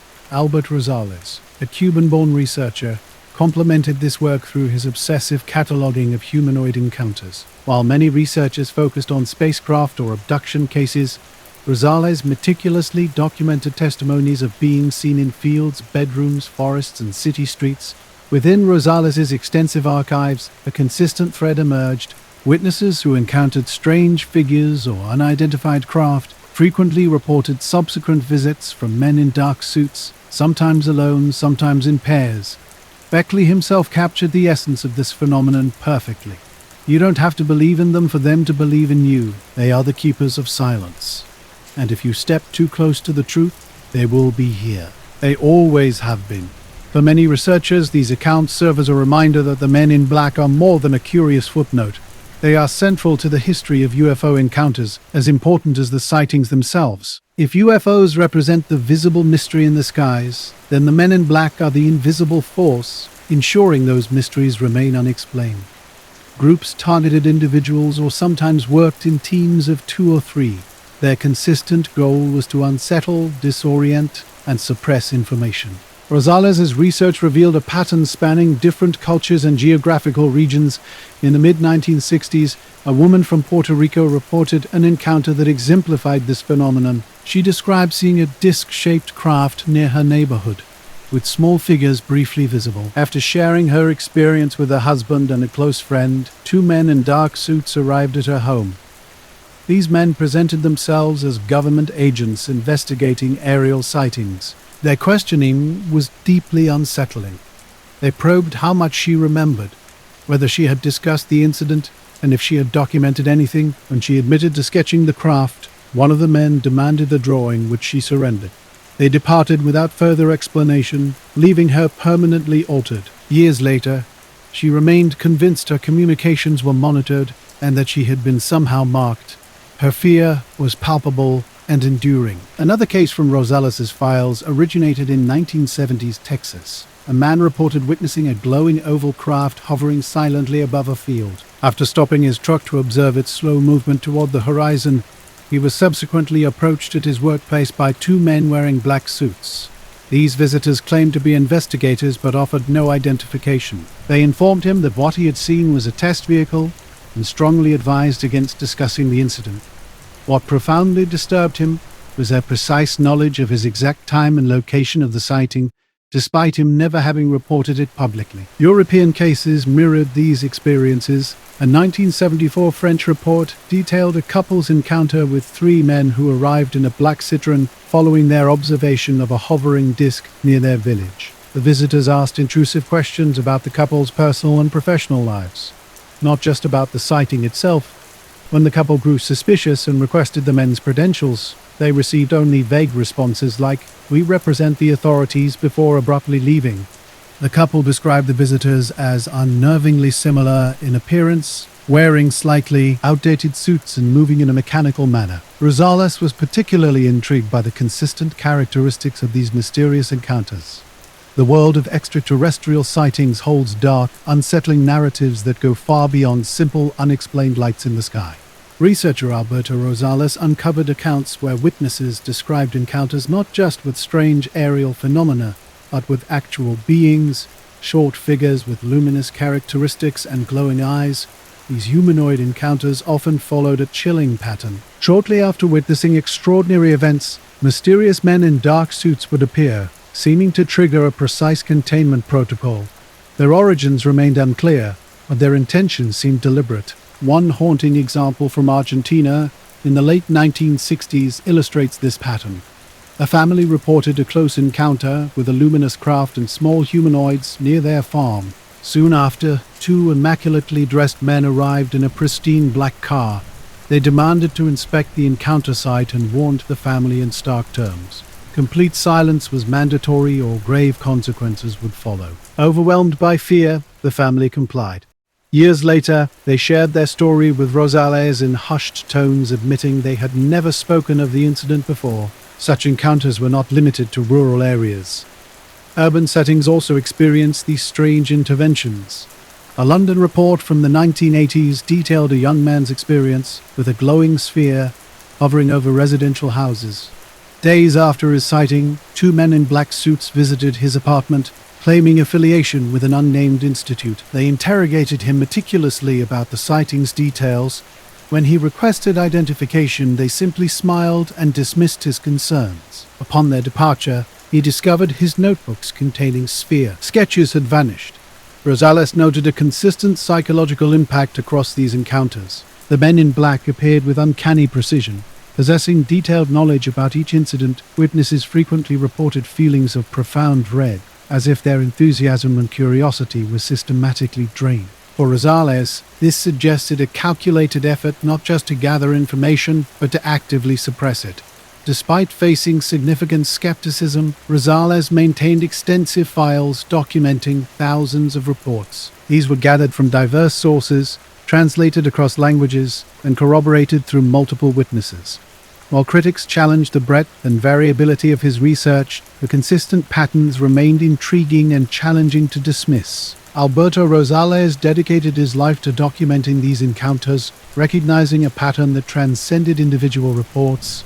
Witnesses consistently described visitors who seemed almost human, but not quite, their speech stilted, movements awkward, appearances slightly off. Rosales believed the consistency was the evidence. Reports emerged across decades and cultures from people with no apparent connection. He entertained multiple theories about these mysterious figures: intelligence agents operating under secret directives, extraterrestrials in crude human disguises, or beings capable of crossing dimensional boundaries. What struck him most was their imperfection. It was as though they were attempting to mimic humanity without truly understanding it. Rosales never claimed definitive answers. Instead, he saw himself as an archivist, preserving stories for future generations. His greatest fascination wasn't with the UFOs themselves, but with the silence that followed their appearances. Witnesses repeatedly told him that the knock at the door was far more terrifying than the lights in the sky. The craft inspired awe, but the men in black inspired fear. In the 1980s, Gulf Breeze, Florida, a small coastal town known more for fishing piers and beaches, became an unexpected global UFO hotspot. Local contractor Ed Walter's photographs of bright saucer-like craft hovering over suburban homes sparked years of debate and investigation. Rosales' collection remains one of the most comprehensive resources for researchers trying to understand how deeply the men in black motif runs through UFO sighting history. As he once remarked, "The lights may come and go, but the silence they leave behind is permanent, and the silence is enforced." Odd reports of strange occurrences began in Gulf Breeze in November 1987, starting with Ed Walters' claim of seeing a UFO hovering near his house. Using his Polaroid camera, Walters captured clear images that quickly drew national attention. These photographs, though controversial, sparked widespread interest. Local residents soon started reporting their own experiences: glowing objects over water, unusual lights in the sky, and encounters with structured craft. The area became a hotspot for UFO researchers, journalists, and skeptics, drawn by more than just sightings of strange aerial phenomena. A disturbing pattern emerged alongside the UFO reports: mysterious visits from men in black. One resident, who spotted a bright disk over Pensacola Bay, received an unsettling phone call days later. The caller's voice was flat and emotionless, warning him against speaking to media. When he sought identification, the caller simply repeated the warning and hung up. Strange surveillance followed. A dark sedan would park across the street at odd hours, never staying long but appearing frequently enough to unsettle the witness. Another resident's experience was even more direct. After reporting a silent, triangular craft to local investigators, he was visited by two men in black suits arriving in an unmarked car. These men claimed to be federal agents but offered no credentials. Their questioning focused not on the craft but on the investigators and potential photographs. Their demeanor was rigid, their tone flat, and their questions repetitively strange. The witness felt less interviewed and more systematically intimidated into silence. Perhaps the most chilling account involved a young couple who photographed unusual lights near Shoreline Park. Days after sharing their photos with friends, they received an unexpected visit. Two men in dark suits, with unusually pale skin and blank expressions, demanded to see the photographs. When the couple hesitated, one stated ominously, "You will not need them. They are not yours to keep." The couple surrendered the photos.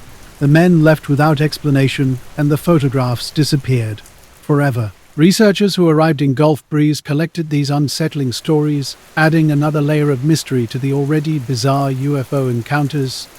Not in Gulf Breeze, a coastal town under intense public scrutiny, UFO encounters mirrored classic Men in Black incidents that had been reported for decades. The phenomenon was familiar. Witnesses would see something strange, speak about it, and then be visited by mysterious figures demanding silence. The Mutual UFO Network and independent researchers began cataloging these reports alongside the sightings. They noted that while skeptics dismissed Ed Walters' photographs as a hoax, the Men in Black accounts came from multiple unrelated witnesses across the region. Many had no connection to Walters at all, simply living in Gulf Breeze during the wave of activity and having the misfortune of seeing unusual lights in the sky. One particularly disturbing case involved a man working at the nearby Pensacola Naval Air Station. After he and several colleagues reported strange lights over the Gulf, he was summoned to a private meeting. There, two unknown men in black suits confronted him, not his superiors. They questioned what he had seen and whether he intended to file a report. The man described their manner as cold and precise, unlike any officer he'd encountered before. When he pressed them for identification, they became evasive, telling him it would be in his best interest to forget what he had seen. He later confided that he was certain they were not Navy personnel. The Gulf Breeze encounters amplified the sense of paranoia gripping the town. Residents were divided. Some believed wholeheartedly in the sightings, while others dismissed them as hoaxes. For those who experienced visits or phone calls, the issue wasn't about belief, it was fear. They felt watched, monitored, and silenced. Ed Walters himself claimed harassment, speaking of strange phone calls, cars parked outside his home, and men who seemed to follow him through town. Whether these incidents were connected to the Men in Black phenomenon or the result of intense media scrutiny remains unclear. Walters insisted the pressure was real. It wasn't just the UFO, he later said, it was the people who didn't want you talking about them. Researchers investigating Gulf Breeze remained divided on the UFO photographs, but many agreed on the credibility of the Men in Black accounts. The phenomenon had transformed a quiet coastal town into a hotbed of mystery and speculation. Gulf Breeze men in black encounters were part of a broader narrative that went far beyond simple UFO sightings. Their consistent descriptions echoed reports from decades past, appearing not just in isolated farmhouses, but in suburban neighborhoods and military-adjacent communities. Local witnesses spoke of something deeper than the photographs or media frenzy. These encounters weren't easily dismissed. Intelligence agencies might have been monitoring witnesses. Some pointed to classic traits of these mysterious figures: pale skin, mechanical voices, outdated clothing, and vehicles that seemed to appear and vanish without explanation. Skeptics argued the stories were fueled by publicity surrounding the sightings, suggesting ordinary government investigators or pranksters could be mistaken for men in black. Yet the sheer consistency of descriptions challenged such explanations. The men in black appeared less concerned with UFOs themselves than with those who witnessed them. Their mission seemed singular: to instill silence. As one Gulf Breeze witness recounted years later, "The lights in the sky didn't scare me. What scared me was the knock at the door afterward. They knew things they shouldn't have, and once they came, I never wanted to see those lights again." By the decade's end, the Gulf Breeze wave had waned. Photographs were endlessly debated, with skeptics calling them staged and believers defending their authenticity. But the whispered stories carried their own weight. They spoke to a presence that existed long before Gulf Breeze and would linger long after the shadowy figures who arrived when people saw too much. The phenomenon adapted to new settings, revealing a pattern that suggested something more complex than simple misunderstandings or local rumors. These encounters reinforced the idea of a persistent, mysterious force that could not be easily explained away.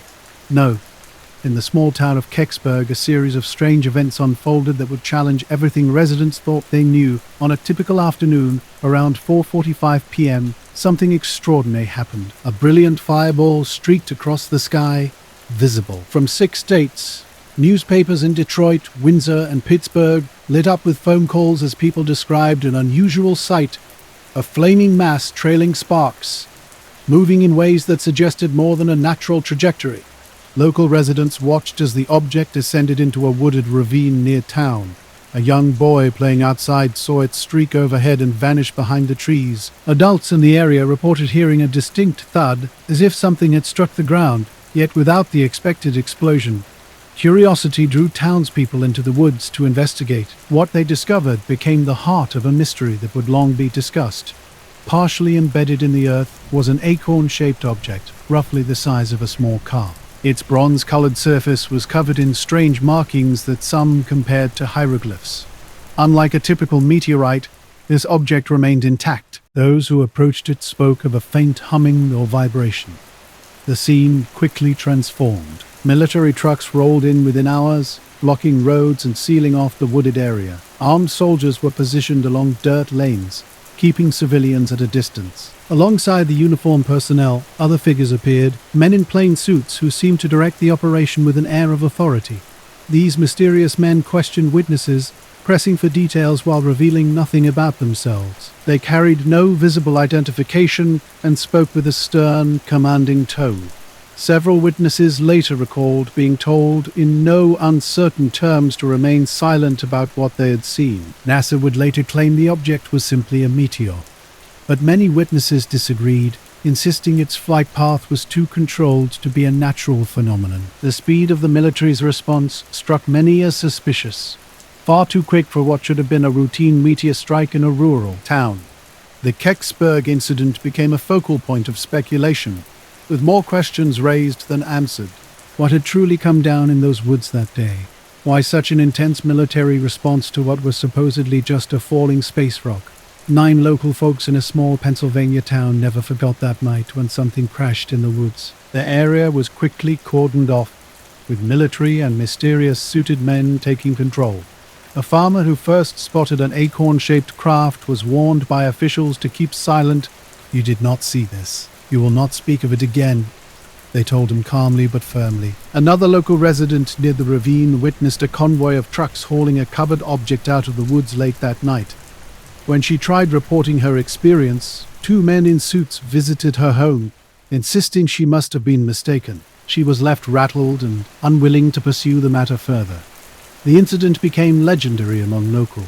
Unlike other UFO encounters, these men in black blended seamlessly with military personnel, making it difficult to distinguish between them. Witnesses consistently described the suited figures as clinical, controlling, and distinctly out of place in their rural community. As night fell, the woods were completely sealed off. Reporters from local radio stations were turned away. John Murphy from WHJB Radio managed to collect witness interviews, but colleagues claimed his materials were later confiscated. Some suggest government officials pressured him to surrender tapes and photographs. His subsequent reporting became strangely subdued, and he eventually died in a mysterious car accident, leading to speculation about potential silencing.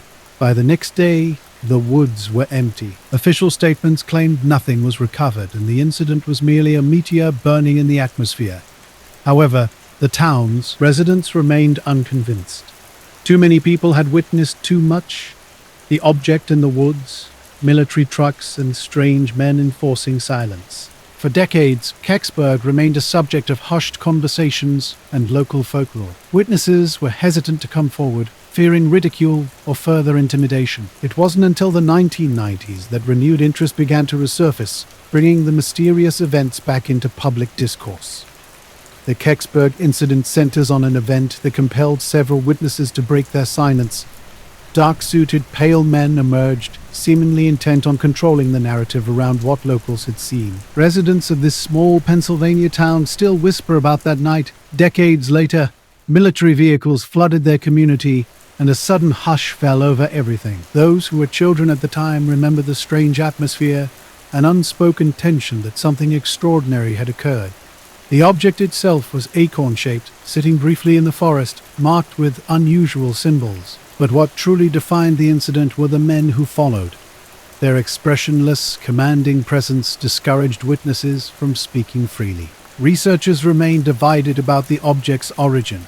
Some argue it was a Soviet satellite from the Cosmos series, quietly recovered by U.S. military personnel. Others point to its unusual shape and markings as evidence of something non-human. NASA's stance has been complicated, admitting in 2003 that documentation of the incident had gone missing, a statement that only deepened existing suspicions. These men in black matched a pattern seen in countless UFO cases. Their role appeared to be suppressing information and transforming a spectacular sighting into a silenced memory, whether government operatives, intelligence agents, or something more mysterious. Their effect was consistent, erasing truth and enforcing silence. For many researchers, Kecksburg represents the most compelling example of men in black intervention on American soil. It wasn't just an isolated encounter, but a coordinated operation blending military personnel with suited figures, designed to ensure a town would never fully speak about what it had witnessed. The incident remains unresolved, a tantalizing mystery that continues to intrigue those who seek to understand what truly happened that night in the Pennsylvania woods. And the brothers Edward and Fred May, along with their friend Tommy Hyer, triggered a national sensation when they claimed to see a glowing object streak across the sky and descend into a local farmer's field. Excited and frightened, they rushed to the May household and told their mother, Kathleen. Soon, they were joined by neighbors, including National Guardsman Eugene Lemon, who hiked toward the site. What they described would become legendary. At the wood's edge, the group encountered a towering figure, approximately 10 feet tall, with a spade-shaped head, glowing eyes, and long mechanical-looking arms. A hissing shriek and nauseating sulfur-like odor accompanied the creature. Terrified, the witnesses fled, convinced they had encountered something not of this earth. Newspapers across the country seized the story, dubbing the creature the Green Monster and transforming it into a thrilling national curiosity. Reporters flooded Flatwoods, and investigators debated whether the sighting was a misidentified owl, a meteor landing, or something far more mysterious. The aftermath, however, proved more unsettling than the initial encounter. In the days following the sighting, several witnesses fell ill with throat irritation, nausea, and persistent headaches. Some compared their symptoms to chemical exposure, though doctors at the time could not provide a clear explanation. Then came the visitors. Multiple Flatwoods families reported encounters with strange men in dark suits who identified themselves as investigators. These men asked pointed questions, not just about what was seen, but about how much witnesses had discussed with reporters. They discouraged further conversation, warning that talking could cause trouble. One witness described two such men arriving in a black sedan without license plates. Polite yet intimidating, they pressed her to recount the sighting in detail. Their message was clear: discretion was expected. For the community, these mysterious visitors reinforced the sense that something extraordinary and potentially dangerous had occurred on that hillside that night. In the aftermath of the strange encounter, the town was anything but quiet about what had been witnessed. Reports from various townspeople, including families with children present during the original event, began to paint a disturbing picture of subsequent encounters. Two unidentified men arrived unannounced, presenting themselves as government officials. They questioned the children directly, seeking to understand their account. However, when the children described the creature's glowing eyes and mechanical movements, the men exchanged meaningful glances and abruptly terminated the interview. They instructed the parents to silence their children, claiming it was for their own protection. Local Sheriff Robert Carr later confirmed that the town was inundated, not just by media, but by mysterious officials seemingly more intent on controlling the narrative than uncovering the truth. Some wore official uniforms, while others dressed in plain dark suits, their precise affiliations uncertain. Townspeople recalled these visitors as impatient outsiders who left an atmosphere of intimidation rather than clarity. Researchers examining the case have since noted striking similarities to classic Men in Black encounters: unmarked vehicles, vague claims of authority, and chilling warnings designed to suppress discussion. Years later, a particularly haunting account emerged. A man who had been a child at the time shared how his father, initially vocal about the sighting, was confronted at his workplace by two suited men.